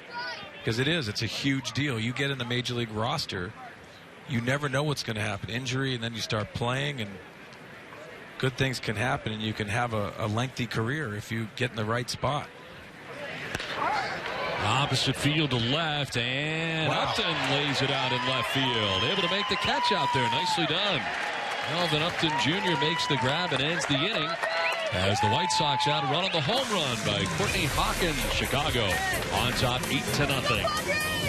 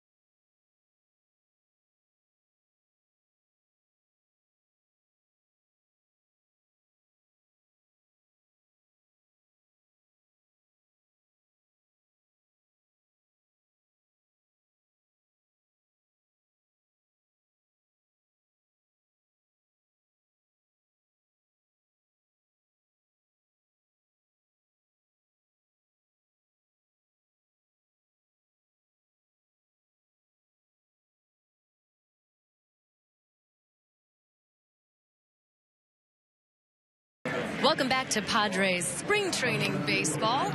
Well, a big congratulations goes out to non-roster infielder Adam Rosales, who returns today from 2 days in Cleveland as he and his wife just received a baby boy. And his name is Adrian. And Andy Green was joking earlier today before the game, saying if he just would have named him Andy, he would have guaranteed himself a spot on the roster. Simple as that. But they went with Adrian. And he has been bonding with Brett Wallace, who is also expecting a baby boy. I told you guys during the last broadcast that he had left to attend a party that was a gender reveal party where they were going to basically say the sex of the baby. And his wife was convinced it was a boy. He was convinced it was a girl. Well, she was right. It was a boy. So big congratulations to both. All right, Julie, thanks very much as we head along here to the bottom of the 5th inning. Sharply hit, but right to the shortstop for the first out of the inning. Jimmy Rollins out there to make the grab on Melvin Upton Jr. Made a good defensive play, and then the hot liner there for out number 1. Going to bring up Derek Norris. Nice play out there, though, in left field and last inning. Definitely was, and a good break in left field. That's what you're going to try to look at, because the center fielder going over to the corners, going to the line, and also being right-handed, going across as he slid to make that catch. Very nice. And then coming up and hitting a nice hard line drive in spring training. Nice for a veteran. Take a good at bat like that.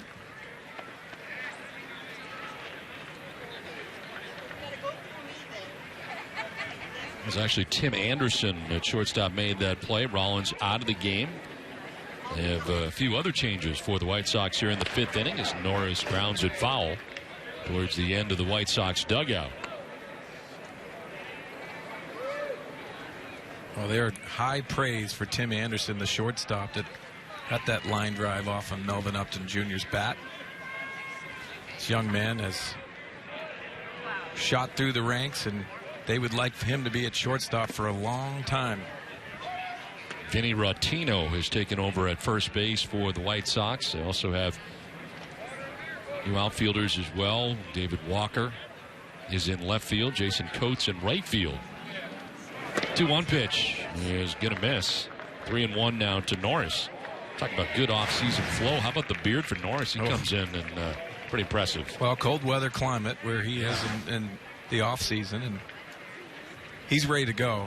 I talked to him, and he made a really good point. He's just settled in this year compared to last year. So many people, and to try to take on a brand new staff, a daunting task, but he is embracing this year. He's very excited about it and feels more at ease for this spring training. Coming off a terrific year last year. Well, an intense guy, and they have to find ways to get him some days off, but he wants to be in there as many times as he can. Good at bat right there. Works a 1-out walk. First base on balls given up today by White Sox pitching. White Sox pitcher Zach Duke into the game after Rodon. Very impressive through 4 innings today for Chicago. Well, you see Zach Duke in last year induced 10 ground ball outs, and it's that sinking action on his pitch.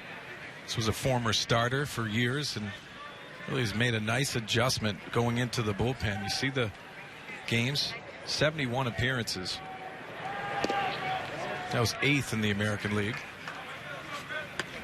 Kind of drops down to Alexei Ramirez. Ramirez flying out to center field in the 3rd inning. Former Chicago White Sox shortstop taking on his old team for the first time.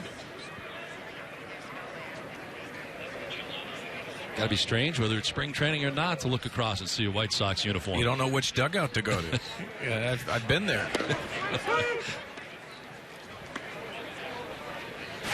Now, the career numbers, and you can see with the White Sox, and very impressive from that shortstop position. Clutch hitting and stabilizing defensively, and games played, which is most important for me. He's out there playing every single day, and I think that's important for the Padres moving forward. Very demanding position as well, and a guy that still at his age, very good range. I've been really impressed with his range during the spring. Yeah, and he's going to mix well with no matter who's at second base, but that is an adjustment. But stabilizing that defense on that left side. Chops it foul outside of 3rd and evens a count at 2-2. You know what that really does? And Solarte moving over to 3rd base in a consistent manner. He played second base. He played a little bit at third base, but now having that presence to his left and understanding how much range Ramirez can have, it's going to help you, especially with the shifting that goes along in this game. You're seeing a lot of shifts, and what he's going to be able to do when you shift on that right side and keeping Ramirez on the left side, there's still that ability to get those ranging outs. This is a sharply hit foul. That's one of the things I wanted to ask Andy Green. We didn't get around to doing it, but it seems to me that he is going to be shifting a great deal based on his defensive background with the Arizona Diamondbacks, handling the defense for the Diamondbacks, their third base coach the last couple years. We haven't seen any so far during spring training, but do you think that's something we're going to see a lot of during the regular season? I do, and the reason for it, I think they're trying to implement where everyone's supposed to be and not putting it in game action yet, because that really comes down to scouting and not tipping your hand at all.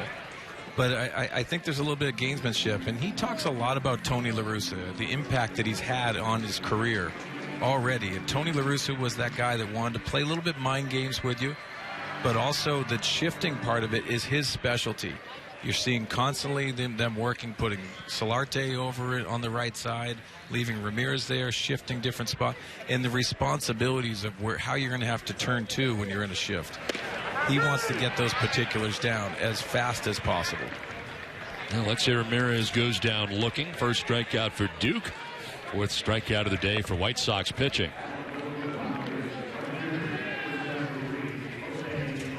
MLB.TV Premium, everything you have come to expect and more. New low price for 2016. Watch every out-of-market game and all 30 teams live in true HD on over 400 supported devices. Blackout and other restrictions apply. Visit MLB.TV for details. Love MLB.TV. Can't get enough. Can't get enough. You have to have it. Watching different games in different markets.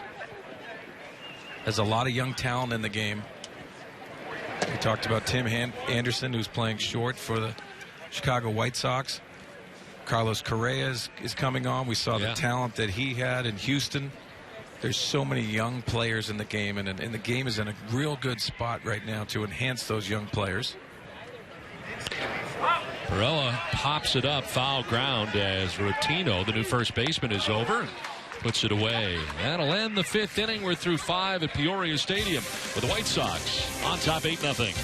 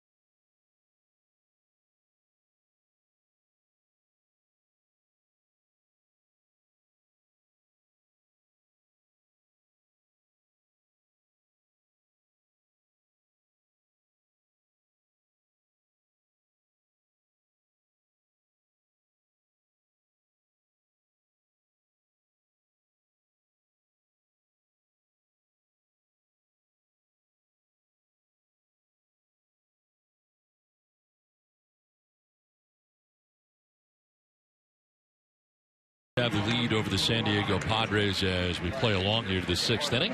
Josh Stein, assistant general manager, joining us in the booth. Josh, good to see you. Thanks, Tom. Yeah, good to be here. Great to be here.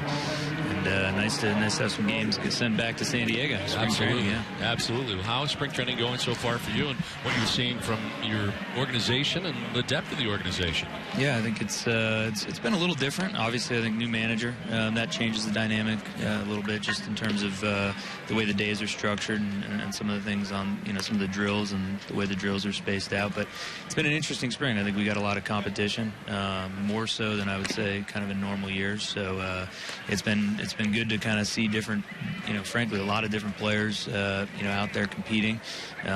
Some days have been better than others, but it's been a positive spring in a lot of regards. Josh, you talk about the competition part of it. For Rule 5 draft, explain what happens in the process in opportunities for these young men to try to make a club and be on the Major League roster for the full year. Sure, yeah. I mean, Rule 5 is definitely not the most common way for a club to acquire a player, but it's a draft that happens every December, and this year there was a number of players that our scouts recommended, and that those of us in the front office felt like were worthy of taking a chance to bring into the organization. So, 4 I think may have set kind of a modern day record, but we like all those guys for different reasons. So we just saw Perdomo pitch, like him as a power young arm, chance to start, we think, long term, potentially be in the mix this year as both a starter and a reliever.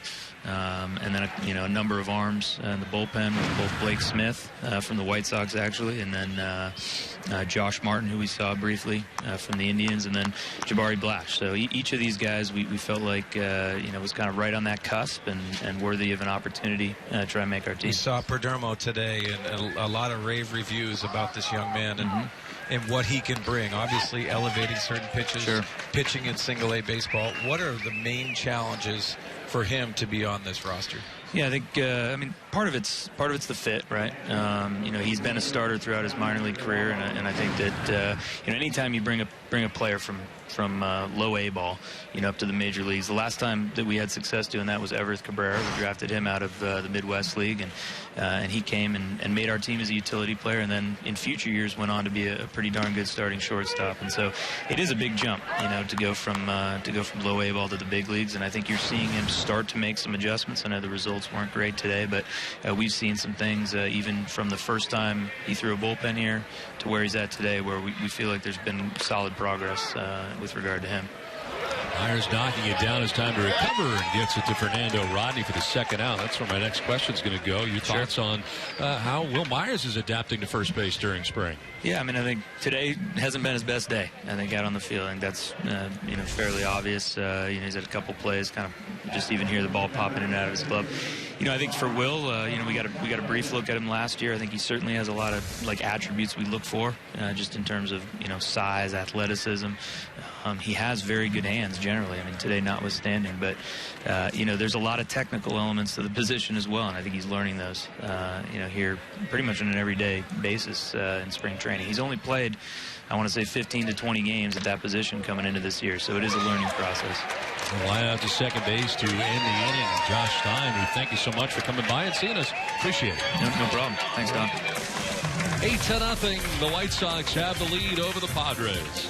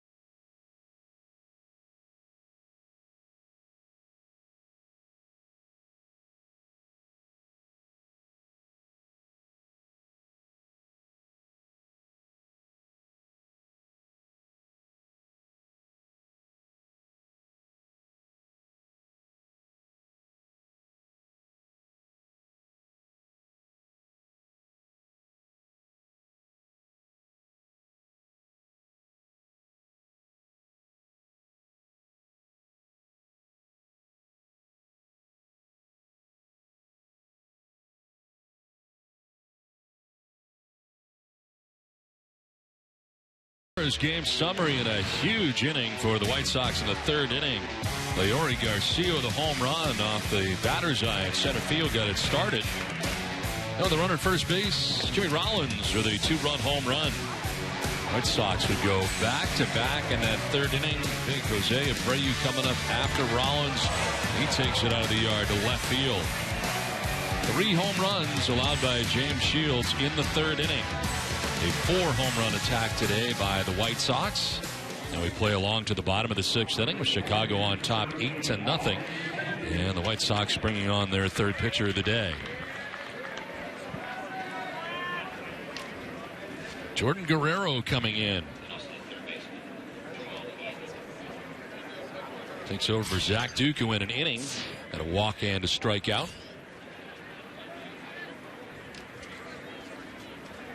Austin Hedges leading it off here for the Padres. Backed off the plate with a fastball inside. Yeah, Don, I talked about Austin Hedges earlier in the success. The other day having a 2-home run game. But what's important for that is his first home run was to the opposite field.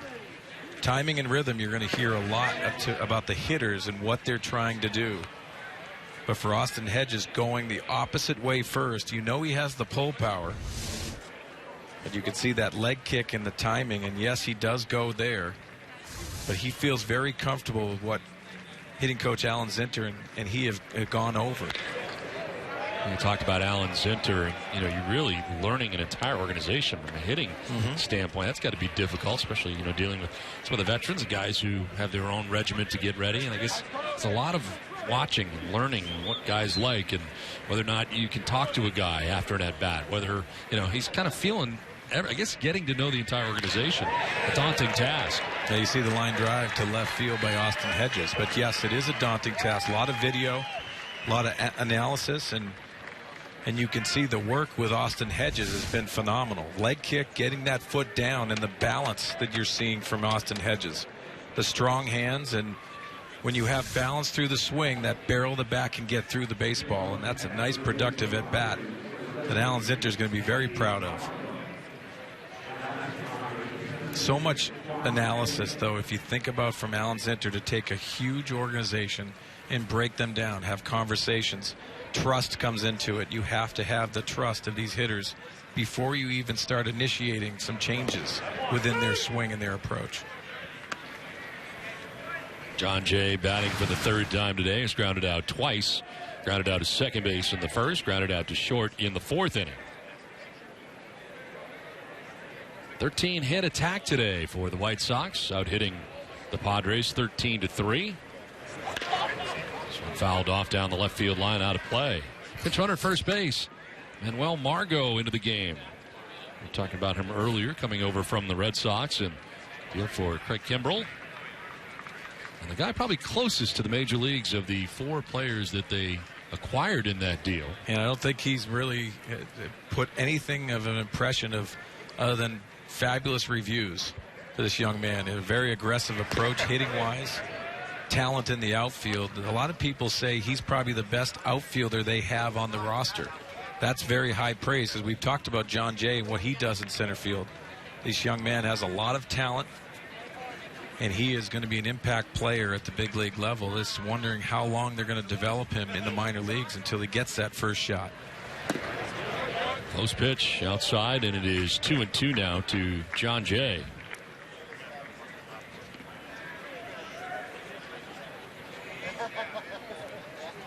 Sox a double play depth. Sorry, Don. You see that front foot by John Jay, and it's just a timing mechanism that he's trying to get to stay closed, and you see that left on left in that approach. Well, he strikes out here for the first out of the 6th inning. So many people have different things that are going to keep them closed, and it's a body position. It's so important. And for John Jay to have success against left-handers, especially on that outside part of the plate, you saw him going down with a strikeout. But it's the body position he puts him in. That front foot has a lot to do with what is successful for him. Picking it up and putting it down and feeling locked in that you can throw your hands and hit every pitch, whether it's inside or outside. Roy Spangenberg batting with 1 out, 1 on. Did you make a lot of adjustments over the course of your career like that? I did, and I tried to stay pretty vanilla because I had to hit the fastball off the bench. And I wasn't afforded to have that leg kick, and I really am concerned with guys that do have leg kicks and aren't getting consistent at bats. And the leg kick is very prevalent in the game of baseball, and I think it has value. But when you're on the bench and you're off the bench, you're trying to hit a fastball and you're getting those timing issues. Very difficult to have everything work on time, and also you're hitting a 95, 96 mile an hour fastball. Yeah. You're not going to be successful too many times. So I got vanilla at times, and I just wanted to hit off the fastball as much as possible. Swinging a miss, ball gets away, and taking second base is Margot. I guess timing would probably be the biggest thing if you're not playing all the time. I would think that would be the toughest thing coming in and pinch hitting in some roles and other situations. You want to have too many checkpoints. So true. In this day and age, there's a lot of guys that jump in the cages. They analyze their film and video work. But you have to deal with routine. You have to be confident your routine is going to get you ready for that particular day. That's what it comes down to. You dummy it down. And there's going to be times where you feel uncomfortable. Something might be hurt in your swing. But you have to be confident enough that your routine is going to get you ready for this. And most of the adjustments for young players is exactly that. It's a routine. Veteran guys know what it takes them to get ready, whether it's batting practice and then maybe a flip drill in the cages or vice versa. They know what their routine is, and they're going to stick with it no matter what happens. And that's the difference between younger players and the veterans that know what they have to do. Spangenberg lifts one to center field. Garcia got twisted around, goes back, and he didn't see it. It's over his head to the track on the wall. Margot from second base froze initially, but comes around to score. And the Padres are on the board, getting their first run of the day. It looked like Garcia had a real good look. Got spun around over the wrong shoulder out there in center. Yeah, turned the wrong way, but a nice swing by Corey Spangenberg first and foremost. We talk about how hard it is for the outfield, and you can see putting his hands up, looking into the sun, and not seeing a baseball. Uncomfortable feeling. Yeah, it's going to be a real bad feeling. But Corey Spangenberg sitting on that breaking ball nicely and hitting the ball very well to left center. As a day for Spangenberg after that double to drive in a run. Here's Will Myers with one out in the inning, and runner at second base now running Rondon. Myers today 1 for 2. And that one had to feel really good for Will Myers. He was looking for that hit and just breaking up that thought process that creeps into your mind. Even if it's spring training, it doesn't matter. You're going to length the time. 1-0. And it's fouled off to the right. Let's check in with Julie. I am down here with John Jay. So tell me, with so much competition going on, how do you stand out? Just show up every day and go to work. We're here to get ready for the season, and I'm just trying to work as hard as I can and help out the guys as much as I can as well. So much has been made about the culture that Andy Green is cultivating here, and you who come from St. Louis with so much culture. What's your take? No, Andy's been great.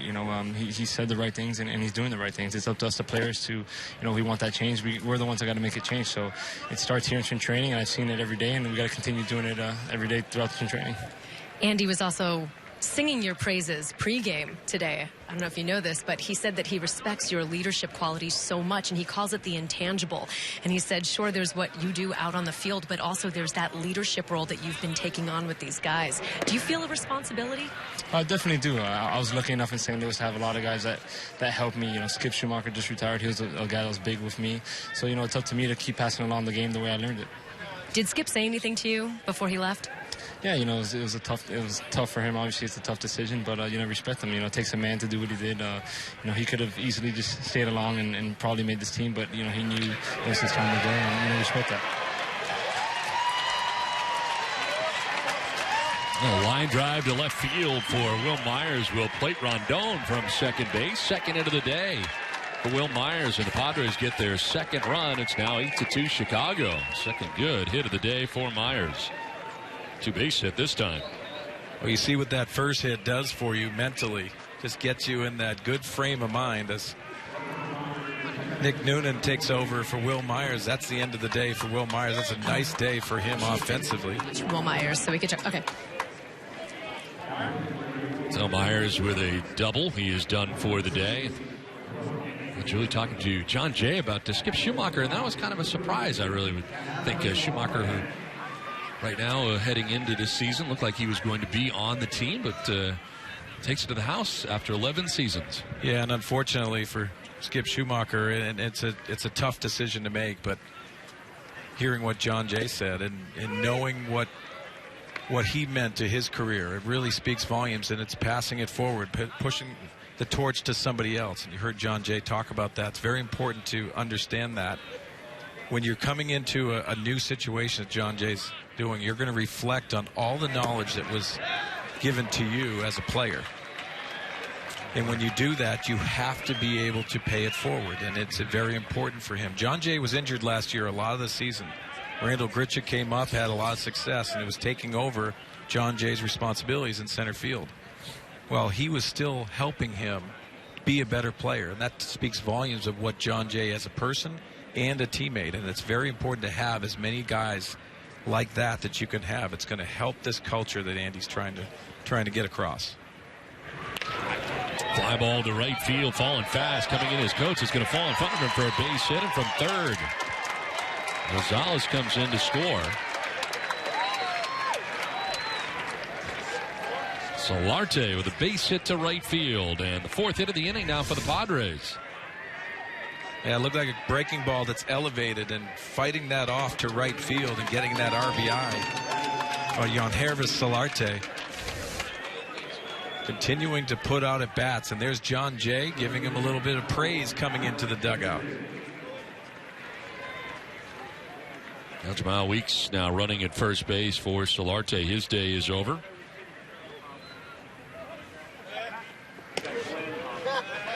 Alex Dickerson getting his first at bat of the day.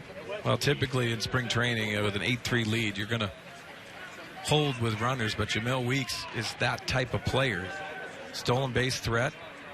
Got a lefty on the mound. Let's see if he goes on first move. You got to still be aggressive in spring training. The results and the score at the end of the game really don't indicate what you're trying to look. And for Weeks coming in and being able to give that impression, he wants to showcase his strengths, and one of his strengths is being on that base pass and the speed that he brings to a club. Longtime pitching coach Don Cooper, been with the White Sox a long time, and out there right now to talk with his pitcher. Down to 8 seconds. Yeah, he has. He's going to wrap up this conversation. Get off the mound. Get off. Okay, you're down to 1 second now. Get off. Time has expired. He's going to get an email, a letter. Yep. Ryan Blakeney, the home plate umpire, out there to break it up, and Don passed his time. Yeah, we joke about this, and it's going to be something that's probably going to be discouraged. You can't take your time getting out there. So maybe getting on the elliptical and getting a better shape. A good sweat for the veteran pitching coach, Don Cooper. Yeah. Got to get out there quicker. Right. Got to get your message sent Some and of those get out. guys are slow to the mound, and now that takes that away. You have 30 seconds. I think of Bruce Bochy immediately, because when he goes out there, it's a tough walk. Yeah. Because he's got the knee problems. He was a former catcher for so many years. I don't know if he can run out there and get that 30-second going. So he's going to have to rely on that pitching coach, Dave Righetti, getting out there a little bit sooner. It's a tough thing for a lot of people. It is. Well, Dickerson batting here with a runner at first base. Jamal Weeks pinch running at first base right now. Dickerson takes the 1-1 for strike two. Guerrero coming into the game here in the sixth inning, and Padres put together 4 hits against him. And so far, 3 runs. After the Padres really could do nothing with Rodon today, who started for the White Sox, 4 shutout innings. There, strike 3 to Dickerson, froze him. Second strikeout for Guerrero, second out of the inning. It looked like Dickerson was looking for that curveball that he saw previous in the at-bat. That fastball just grabs that edge. So 2 down, Weeks at first base, brings up Travis Jankowski. And we touched on it earlier, Don, the frustration of players like Alex Dickerson. These are important at bats, and it doesn't matter what the score is, and you have to battle every single time out. So you'll see the frustration on some younger players because this is their time. And I always felt that way. And then you have your own moments, as we see Alex in the dugout. It's not just Alex. There's a lot of players there. And when the spring training goes along and you start losing those reps, losing those opportunities, the mental part of the game really has to kick in. And that's the difference between veterans and younger players. Weeks took off, and he's able to steal second base, as it turns out. Kind of late reacting there coming from shortstop. Was Anderson, and they do throw down, but it is on the tardy side. Yeah, really a good pitch to throw on, and you can see the tag on the left shoulder. Not reviewable in spring training here, but you see Weeks taking that opportunity to showcase his skills. Oof, that was close. Weeks in scoring position now with 2 down. 1-1 to Jankowski is up top for ball 2. And as you mentioned, trying to make an impression here during spring training. Maybe not for the beginning of the year, but come maybe June or July when they're looking to call somebody up. Definitely. Manager remembers what happened during spring training. It's kind of a lasting image. You want it to be a good one. Well, and you also give a certain rein to a lot of players, and you don't want to corral aggressiveness down in spring training. You want to just let them prove that they understand baseball. And what I mean about that is opportunities, going out there trying to get in scoring position like Weeks just did. Opportunities that you're going to showcase, this is what I want to do, and I'm thinking the right way. Then the coaches will corral you just a little bit in season when you don't want to run into outs, you don't want to be in that situation, but you have to prove to them you have the right thought process. 2-out walk here for Jankowski, and the Padres now have runners at first and second. Adam Rosales was about to come up, but Robin Ventura pops out of the dugout, and that'll be the day for Guerrero. Don Cooper had already been out there, so the White Sox are going to make a change here. A 3-run inning to this point so far for the Padres, making some noise here in the 6th. It's 8-3 Chicago.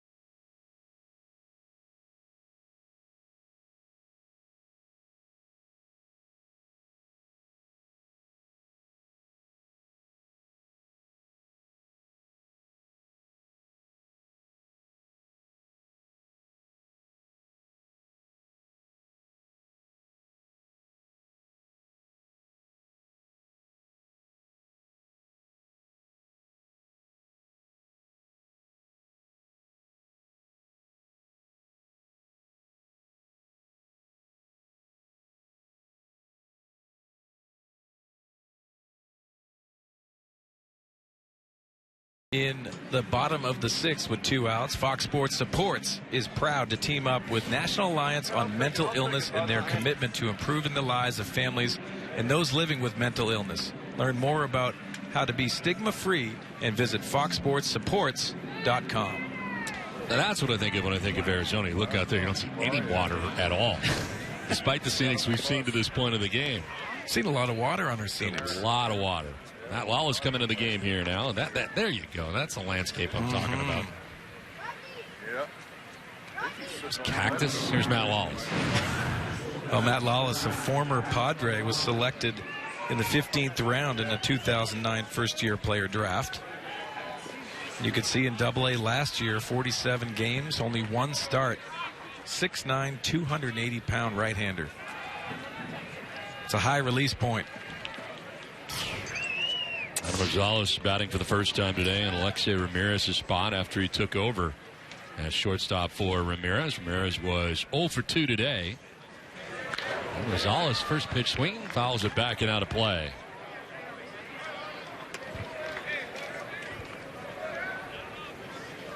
Well, congratulations to Adam Rosales and his wife. Time in the majors with Cincinnati, the Oakland A's, and the Texas Rangers each of the last 3 years.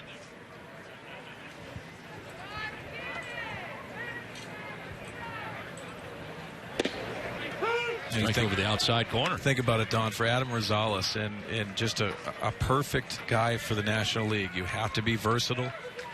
Andy Green speaks all the time about versatility, and this is going to be a guy that we're going to talk about during the spring that's going to be an impact guy at the big league level because of that versatility. He can do so much, and he's comfortable, and he does really good things everywhere he's placed. It's zipped inside that time, and it's 0-2. And he's good about getting out of the way of a fastball inside on his hands. The reaction time coming off having a new baby and having to react to a pitch fastball in. Not comfortable.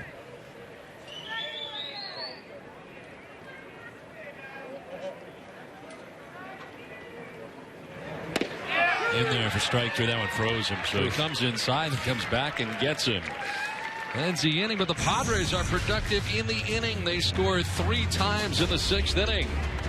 It's 8-3 Chicago. San Diego making some noise.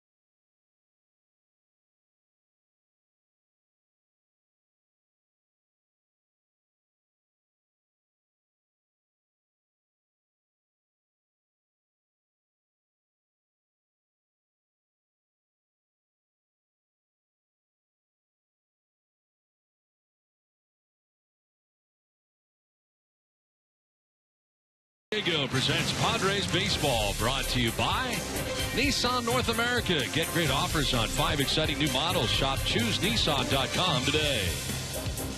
By Scripps, life after cancer is a beautiful thing. By Sycuan Casino, play, win, together in the heart of San Diego. And by Petco, what we feed them matters. Tremendous. More water here in Arizona.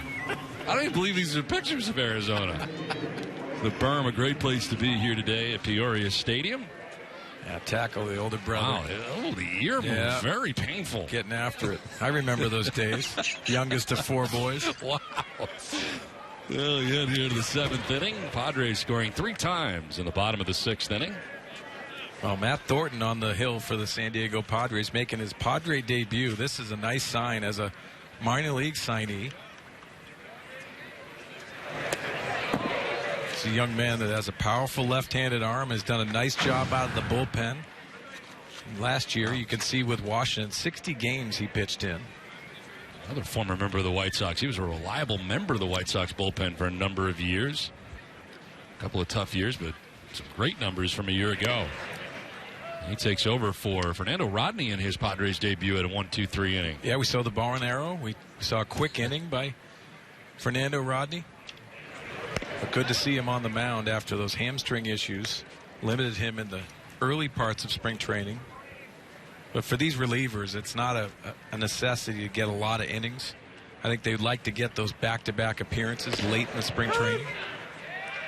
But for Thornton now, just getting that fastball command, competing against another team and not pitching against his own teammates. Well, this is a great addition, and he's going to be nice part of the Padre bullpen. A little different this year coming into spring. There are a good number of jobs available here coming in, and that's different. And some competition in the pen. And I think every Padre fan understands, too. And you go back and you think of Trevor Hoffman, Heath Bell, Houston Street last year, having Craig Kimbrell. It's very important to have that closer, but the bullpens have been part of that strength. And I think if you look at Matt Thornton, he's going to add to this. Not only going against left-handers, but getting outs against right-handers. A nice sticking job by Christian Bethancourt, who's taken over the catching duties. Austin Hedges replaced by Bethancourt. And getting to the end of the game and getting to the closer. So important. Bridging that gap is really important. There's been some successful relievers that have pitched in the 7th, 8th inning. And that's the trend in baseball, trying to shorten those games with your relief corps. But there's opportunities in this camp for relievers. Out to the shortstop, Rondon, who throws in time for the second out. So Rondon into the game at shortstop, moving from short to second base is Adam Rosales. So Lash has come into the game in right field. First time we've seen him out there. He's played a lot of left so far during spring training. Well, we know he has the arm to play right field, but there's the different angles and really seeing where this young man fits. 2 down here in the top of the 7th inning. Burton coming inside, something he's not afraid to do. And I love that. You see the hitters, they're going to move their feet, they're uncomfortable, but pitching inside and with a purpose, I think, is so important. And back in again. Not as far this time as it's fouled off to the right out of play. So Bethancourt setting up inside. I say so many times when, as a hitter, you're uncomfortable because you like digging into that batter's box, feeling comfortable with your feet. And you shift those feet, then it exposes that outside fastball right there, a breaking pitch for swing and miss. Exposes these hitters to those thoughts because no one wants to get beat by a fastball inside.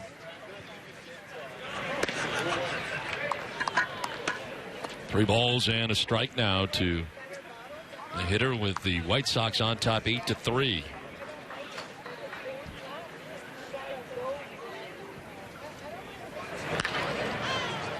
Coates will pop it up foul, backing out of play. Coates taking over in right field for J.B. Shuck, who had 2 hits today from the top spot in the White Sox order. 2 for 4 today. This is laced down the left field line. On a line, it's off the wall. Over to play it is Dickerson. Hitting for second base is Coates, and he'll get there standing with a 2-out double.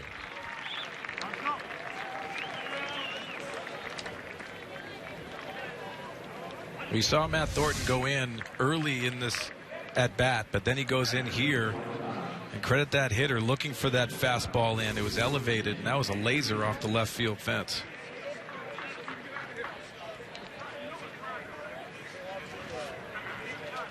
So 2 down in the inning. Coates at second base.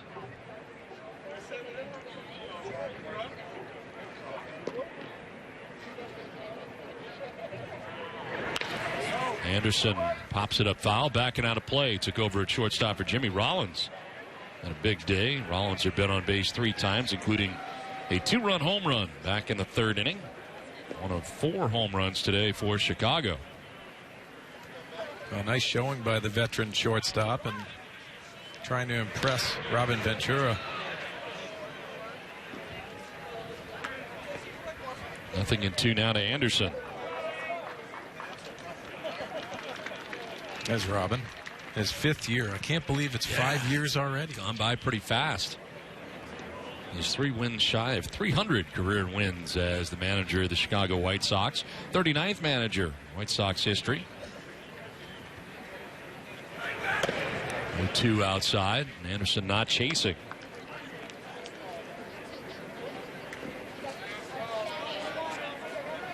Robin Ventura was the White Sox first-round pick, 10th overall, back in 1988. One of my favorite players to watch. Did it all. Was that successful everyday player and then transformed himself into a nice bench piece late in his game, his career. Anderson strikes out, so they got to throw him out, and they do to complete the inning. So setting for Thornton, it is 8-3. White Sox on top.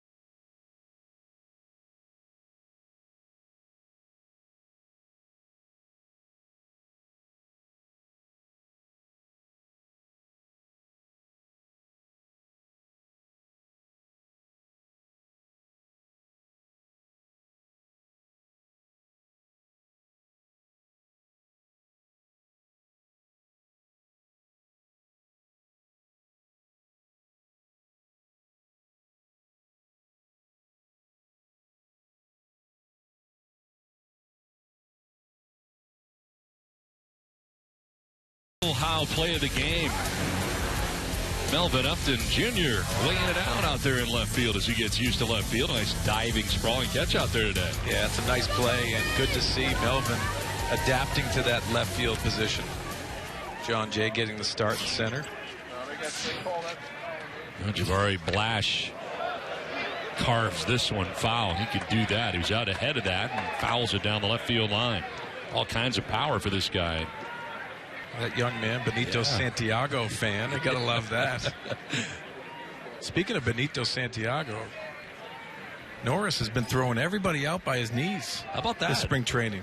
It's almost like he's found it easier to do so. I mean, it takes him a shorter amount of time to get rid of it, even though you think he wouldn't get as much on it. It's still been effective. He's been great. Well, he was the DH today, but yesterday caught over at Goodyear and had another one, his fourth of the spring training. And I asked him coming here before yesterday's game.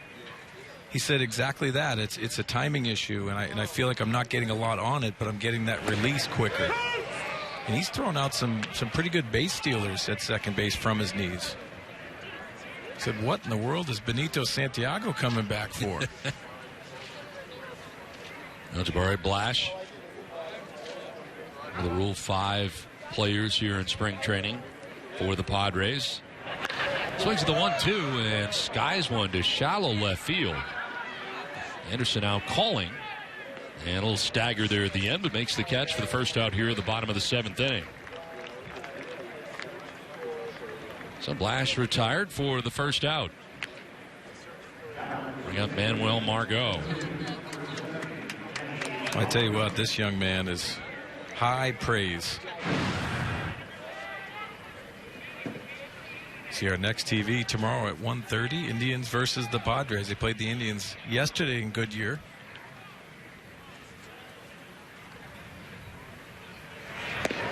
Terry Francona's crew will be here tomorrow. Whew. It should be interesting. Yes, it should. Always good to see Tito. Tito's done a nice job there. One of those teams this year that a lot of people are talking about of making it very tough in that tough AL Central. Grounder to short. Anderson's been busy. Plays the hop and throws out Margot. For the second out here of the 7th inning. Yeah, it's tough when you get the Kansas City Royals, world champions, sitting there in your division. Tigers are improved.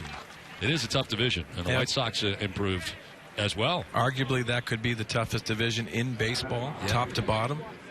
A lot of talent, and you can see the additions that the White Sox have made, and you're going to have to stick with that because the Kansas City Royals are not only built for that World Championship last year, but beyond. And the talent level that they have, but I think there's going to be a lot of parity in that AL Central. Here's Bethancourt, his first at bat of the day, took over behind the dish for Austin Hedges an inning ago defensively. 48 games a year ago, 200 average. Couple home runs, 12 RBIs. All the guys vying for a catching spot. We heard from Andy Green earlier in the game that he would not likely carry 3 catchers into the regular season, as you would anticipate. So yeah, and I think this is going to be something. Alan Zinter, the hitting coach there, has done a nice job corralling him early. Worked with him in the offseason. And they're working on his catching. Justin Hatcher, who is also a catching instructor and a bullpen catcher, and high praise with that. But Alan Zinter's felt very comfortable with where he is offensively. Probably offensively minded more than the defensive side. This young man can put a charge on the baseball and has a lot of strength in the swing. Waiting on a 1-2 pitch, 2 down in the inning. And gets into this, lifting it to left field and starting back. Evan Walker now comes in and makes the catch to end the inning. White Sox have an 8-3 lead. We're through 7 from Peoria.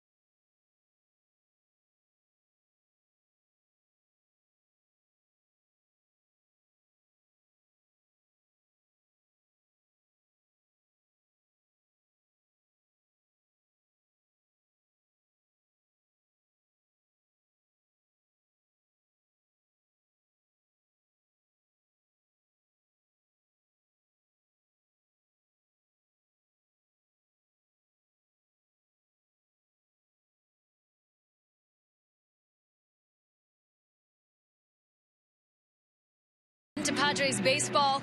Well, if you've been following the spring training news out there around the league, you may have heard about the very bold, shall we say, comments out of Washington Nationals player Bryce Harper.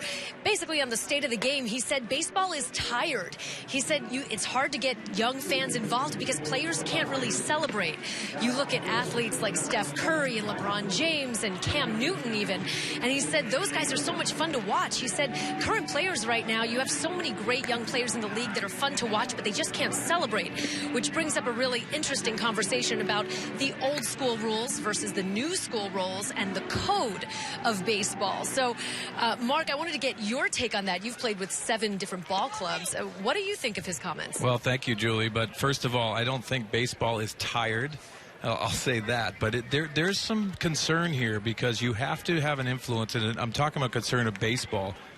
You have to have an understanding of adapting to the younger crowd that's watching the game of baseball. I think there is a way that you can celebrate, but you don't want to show somebody up. I am an old school guy, but I think there's ways to do it, and a lot of the celebration is within the dugout area.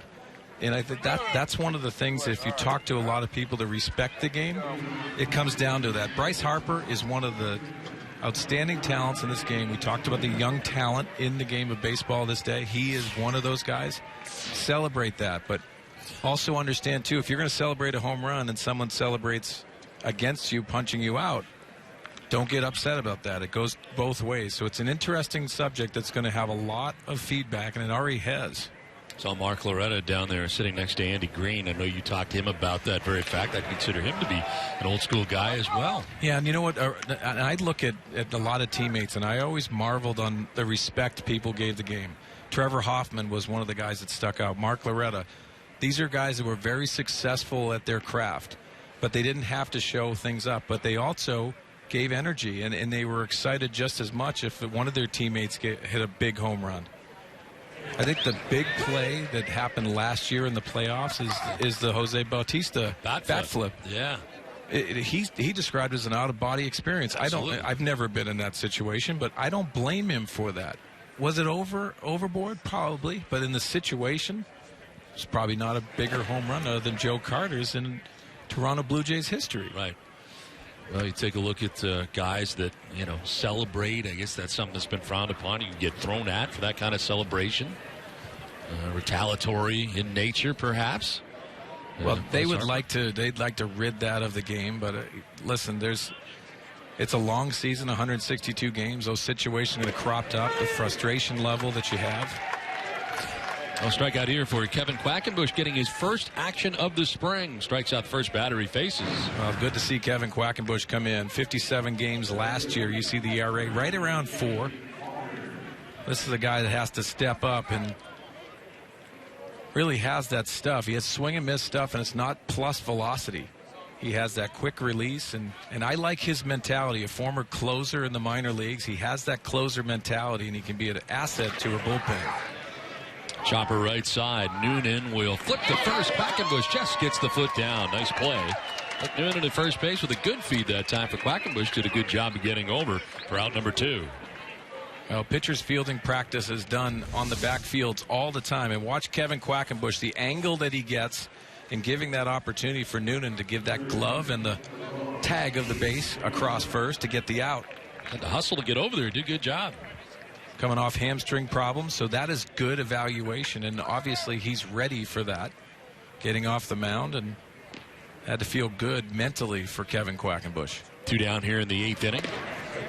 So far today, good signs out of the bullpen. Fernando Rodney, a shutout inning, and Matt Thornton with a good inning and 2 strikeouts for Thornton in that inning. I think that those 3 guys, and we're talking about Kevin Quackenbush here, and it matters what's going to happen with Brandon Maurer, too. If he's going to grab that rotation spot. If he doesn't, I think it adds depth to the back end of the bullpen. You start shortening those games just a little bit. So some things to work out, but Kevin Quackenbush is definitely in that. It was good to see Fernando Rodney throw that quick inning.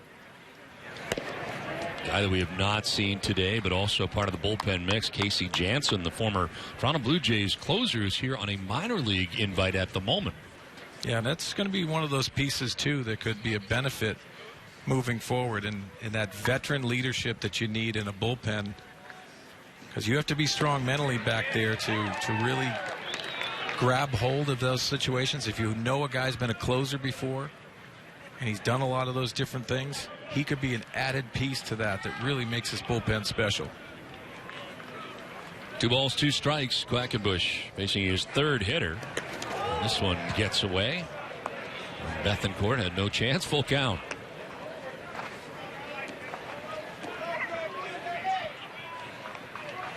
Sixth pitcher of the day used by Andy Green. A game that was started by James Shields. 2 2/3. Shields giving up 4 runs in his outing. Ran into trouble in the 3rd inning. Payoff pitch. On the ground right side. That'll wrap up the 8th inning through 7.5. It's 8-3 Chicago.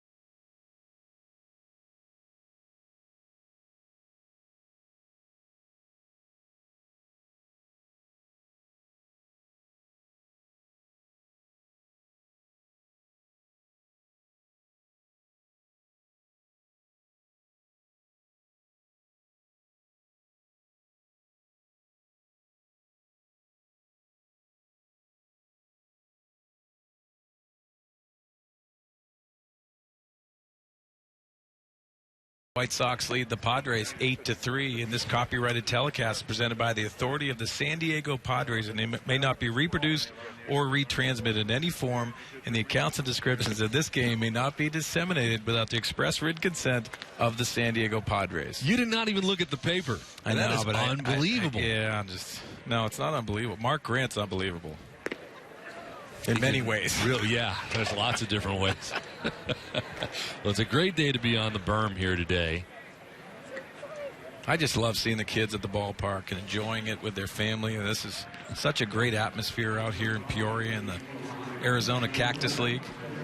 There's baseball every day here. Of course, the Padres sharing with the Seattle Mariners as well. So home game every day. In fact, there's 2 here tomorrow. In fact, we'll have one of them for you here on Fox Sports San Diego. The pitcher of the game is Zach Phillips for the White Sox. 5th pitcher of the day for Robin Ventura comes in with an 8-3 lead.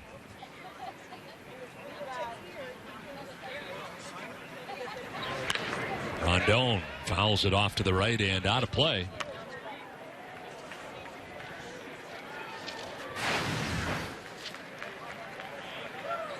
Rondon from Venezuela. Last year in A-ball and Double-A. Between the two venues, hitting at .267 a year ago. On the ground right side, Rotino, the first baseman, will take it to the bag himself for the first out here at the bottom of the 8th inning. So Rondon retired for the first out. Bring up Nick Noonan. Well, Nick's been swinging a nice bat this spring training, and talk about competing in the batter's box, and that's what I like about Nick Noonan, the San Diego product, signing with the San Diego Padres from the Giants this offseason. He has a solid approach and tends to square up the baseball. Obviously, the left on left is a little difficult and probably won't be asked too many times to do that, but an infielder that hits left-handed is a valuable asset for many clubs. 26 years of age. Parts of 2 years with the Giants. Last year in 14 total games. Fly ball to right field. Coates is out there in right for the White Sox. And there are 2 outs here in the 8th inning. So Noonan retired. And Jamal Weeks coming up.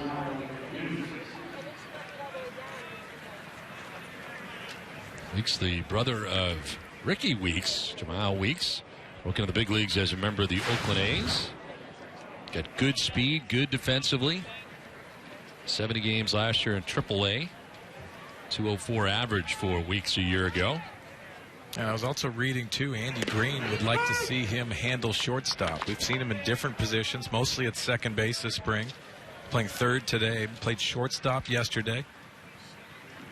But if you're going to be a spare guy on the bench, you're going to have to handle shortstop area. And for Jamal Weeks, that's one of the tasks going into spring training. But he has swung the bat very well. In the big leagues with the Oakland A's, who was first with Baltimore and 2 stints in Boston. Anderson from short throws out Weeks, and it's a 1-2-3 8th inning. We head for the 9th. The White Sox have an 8-3 lead.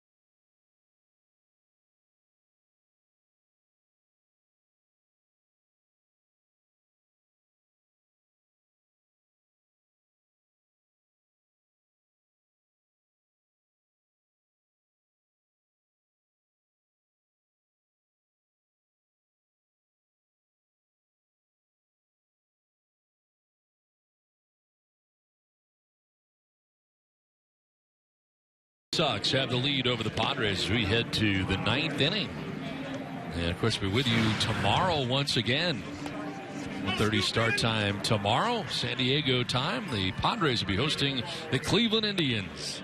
Indians just beat the Padres yesterday, a good year, and then tomorrow play here back-to-back games here on Fox Sports San Diego. Yeah, we'll see Andrew Kashner taking the mound for the Padres tomorrow. I'm looking forward to Andrew Kashner. He's got to have a bounce-back year, and he's ready for it. Tremendous stuff. I think there was a lot of mental things that were going on last year off the field with family stuff, but I think he's in a good place this year. I talked to Andrew yesterday. He's excited for this year to bounce back and have a solid year for the top three in this rotation. Jose Dominguez taking over here for the Padres.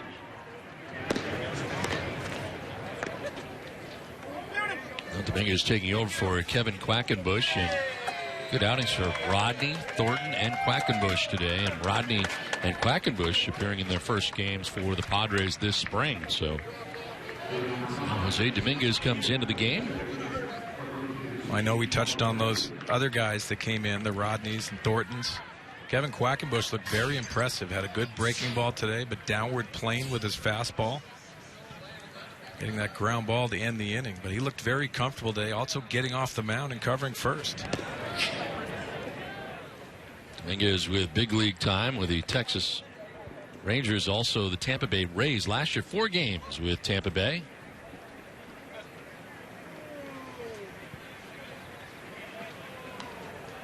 Bulk of the year spent at AAA Durham for Dominguez. Missed for ball 2, 2-0. Dominguez signing as a minor league free agent December this past offseason.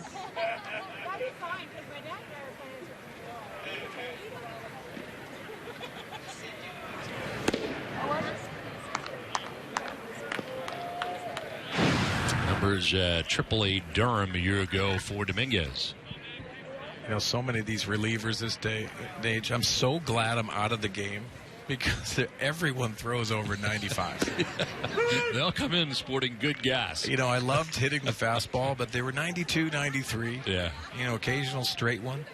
And now they have 95, 96, and upwards to 103. Everybody throws that now coming in. With movement. Opposite field liner to left field, and that'll get in for a hit. Dickerson able to knock it down, stays with it, and it's a single to left field for Lombardozzi.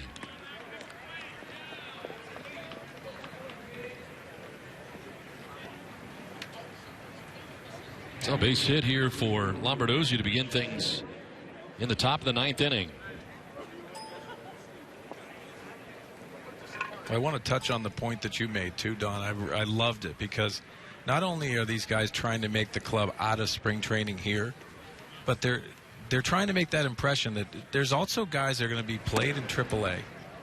They're going to have that 2-week frame. There's injuries that happen, and it's so important not only to give an impression to Andy Green and his coaching staff, but put yourself in a good light, in that impression that you make here, and be that guy that comes up. And you never know in a championship season what a 2-week window will do for you, not only for your career or anything else. There's varied responses, but you have to have that ability. You see Hunter Renfroe there that is looking and learning and listening, trying to be a sponge here in spring training, to learn from the veteran guys and go down there and get ready for that opportunity. Because when you get that call, it's your responsibility as a player to go out there and be ready for that situation, ready for that injury.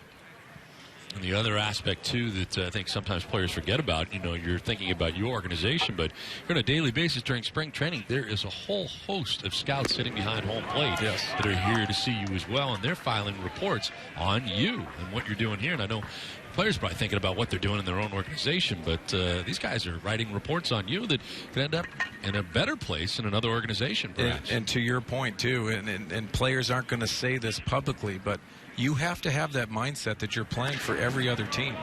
Even though you're in a uniform, it's an opportunity for you. I played in 7 organizations, and some people might look at that and go, oh, he couldn't stay in one organization. I had to prove myself that I was a major league player. And you have to do that every time. And these scouts are putting on, like you said, the scouting reports, rating everyone on a scale of of 280 and seeing if you're going to be that guy. Could be 2 to second for 1 on to first. It is nicely turned around the horn for the Padres defensively. And there's 2 outs here in the 9th inning. Well, again, you're seeing Weeks starting this at third base and moving around the diamond, and Rosales taking that throw and a nice turn in the middle of the diamond. But making those plays you're supposed to make, and so important. Now 2 down here in the top of the 9th inning. Travis Ishikawa is pinch hitting here for the White Sox with 2 down in the inning. And the hard thing is for the guys who are headed down at the end of spring training, the managerial, coaching staff and everybody else don't have a chance to see you. I mean, you got to worry about your major league team. There will be reports filed on you. They will be able to keep tabs on what you're doing from a numbers perspective, but they're not going to see you play every day anymore. And I think that hurts. I think that's why it's important to have a good structure of your organization. Mike D and A.J. Preller trying to set up the organization top to bottom. That takes time. But the trust that you have in your evaluators down in the minor leagues, those reports that are written, and you're constantly being evaluated, and that goes without saying. All these players need to know that every performance they have to go out there and prove their worth.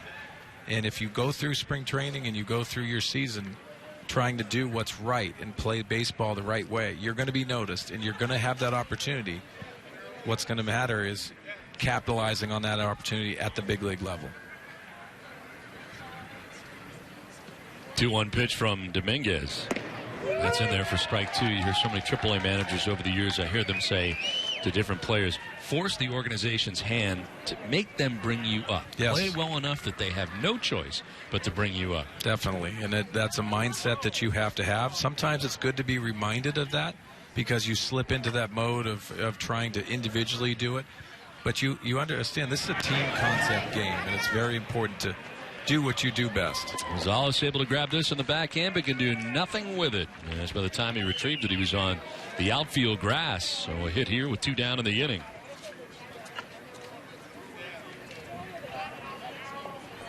Ishikawa on the pinch hit. Base hit here in the infield. On with 2 outs in the 9th inning. Jacob Bay batting here with 2 down, a runner at first base.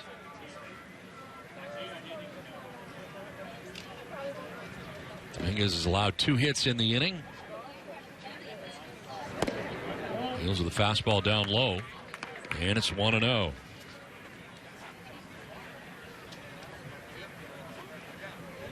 White Sox doing their damage in the middle innings. Big inning was the 3rd inning. They scored 4 times. Had 4 home runs in this game, 3 of them coming in that inning. And that was against James Shields, who looked very comfortable to start the game, as we alluded to earlier, but then the back-to-back home runs and not feeling comfortable and just trying to get through his outing today as he had the illness that manager Andy Green talked to us about. We did not know that coming into it, but he looked very comfortable in the first, giving up those home runs.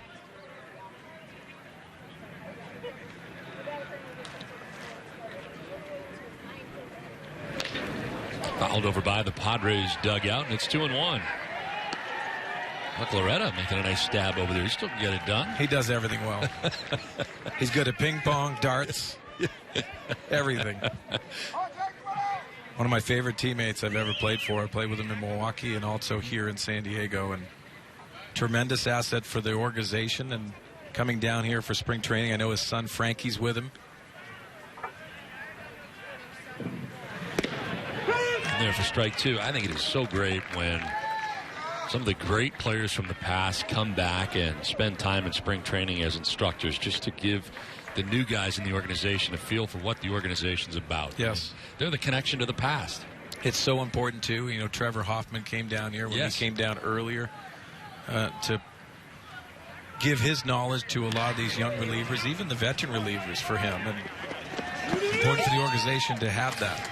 Well, Noonan with a nice job at first base. Dominguez through the inning. It's 8-3 White Sox.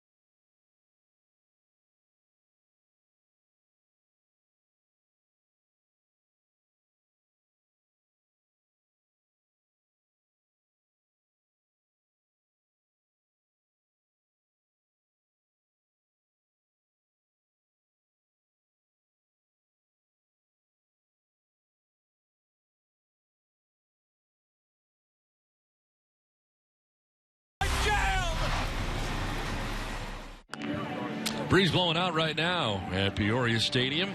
Back in Arizona where the White Sox have an 8-3 lead over the Padres. Nice day here today in Arizona, but mostly cloud covered throughout the day. Kind of unusual so far for spring training, but lots of sunshine today. And another pitcher for the White Sox, now 6th of the game for Robin Ventura. Brendan Brennan in the game now. Right-hander taking over for Zach Phillips, who went the last inning. Yeah, the 24-year-old from San Juan Capistrano. He's got to be excited pitching against the Padres. Wonder if he was a Padre fan growing up. Limited to 12 starts last year. Went through some injuries. Looking to bounce back in 2016. Takes an 8-3 lead here to the 9th inning. Alex Dickerson going to lead it off.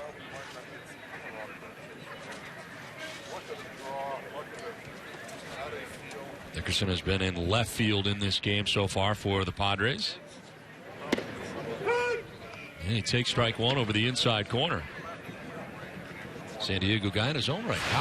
Poway, California. And I just love talking to Alex, and obviously health issues the last few years. So important for him. Got a call up last year in September. Got some pinch hitting opportunities, but this young man is in the mix for left field, a left-handed bat that you got to have. 11 games total last year with the Padres. Liner here into right field, and a base hit to open up the bottom of the 9th inning.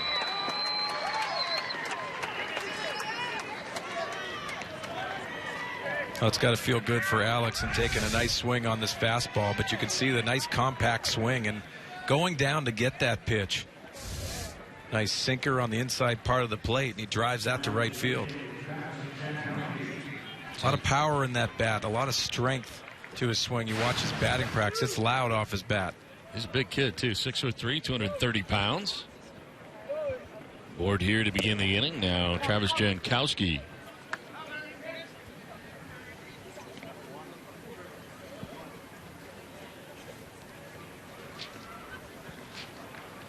Jankowski, 24 years of age.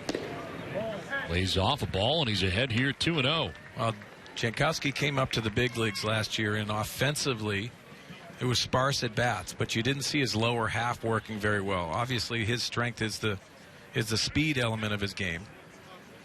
But now he's implemented that leg kick and trying to get his lower half to work with his swing, which I think is really important for Jankowski moving forward. Now it's the timing issues of trying to get that. Is he going to be up in the big leagues getting consistent at bats, or is he in the minor leagues in AAA getting those? So the leg kick is going to help him with that lower half and hopefully incorporate that to get some more length in his swing. 34 total games last year for the Padres, 90 at bats, hit .211 in his major league debut.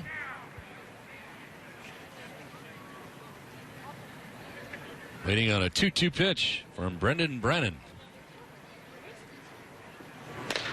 Chop towards second base. Lombardozzi to second base for one. No chance. But Jankowski well down the line for a double play. They do get the lead runner for the first out here in the bottom of the 9th. Well, I don't think they were going to get Jankowski on that. He gets out of the batter's box and just can fly down the line. But good power slide into second base by Alex Dickerson. Just breaking up the double play. You never want to take things for granted. And it's one of those things that the manager or bench coach will write down and say, that's what we like to do. That's the way we're going to play the game of baseball. One down here in the 9th inning with runner at first base, and Adam Rosales takes strike one. Rosales striking out in the 6th inning in his only other plate appearance today. Came into the game at shortstop, then moved from shortstop to second base. Swinging a foul tip, 0-2.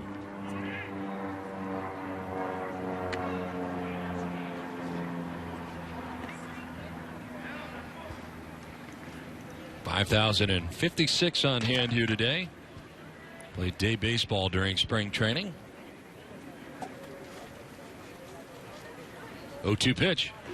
That's in the dirt. Knocked down, no advance at first base.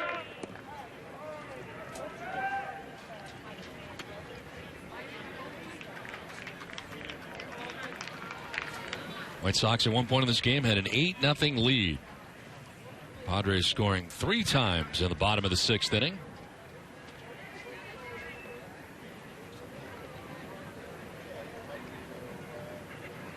One-two pitch. Gonzalez will pop it up left side of the infield. Anderson puts it away. The shortstop. Stride or 2 on that infield grass, and there are 2 outs now in the 9th inning. So Rosales pops out. That'll bring up Jabari Blash.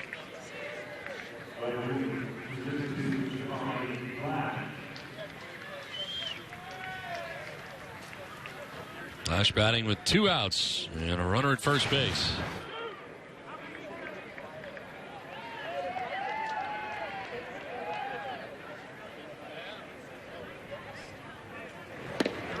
Blash takes strike 1. Hey, see Blash's approach, and I've seen some at-bats for him, and likes to sit on that backside. Watch that right hand. He gives just a reminder of himself. Try to stay back on that back leg, and I think sometimes that hinders him from getting that bat head through the baseball. And he does it, yeah, and it looks a little late. It looks like he's just sitting on his backside just a little bit, not transferring onto that front side. Take a look at that side. Sits right on that right leg and doesn't transfer his weight early enough. And you see that swing just getting cut off just a little bit. A lot of swing and miss, but he's a work in progress for this Padre club. Takes the 0-2. Runner takes off for second base, and a defensive indifference as Jankowski to second base. You know, so many times you get to the big league level and you get that one pitch and you foul it off. Well, at this level, you're going to be exposed. In the minor leagues, sometimes you get 2-3 pitches. You get some more mistakes. Not taking anything away from Blash, because he put up some power numbers that are very impressive, getting him the opportunity here with the Padres. Swing and a miss, strikes out, and that's the ball game. So a strikeout for Brennan to wrap it up. The White Sox beat the Padres today 8-3. We're back with more from Peoria right after this.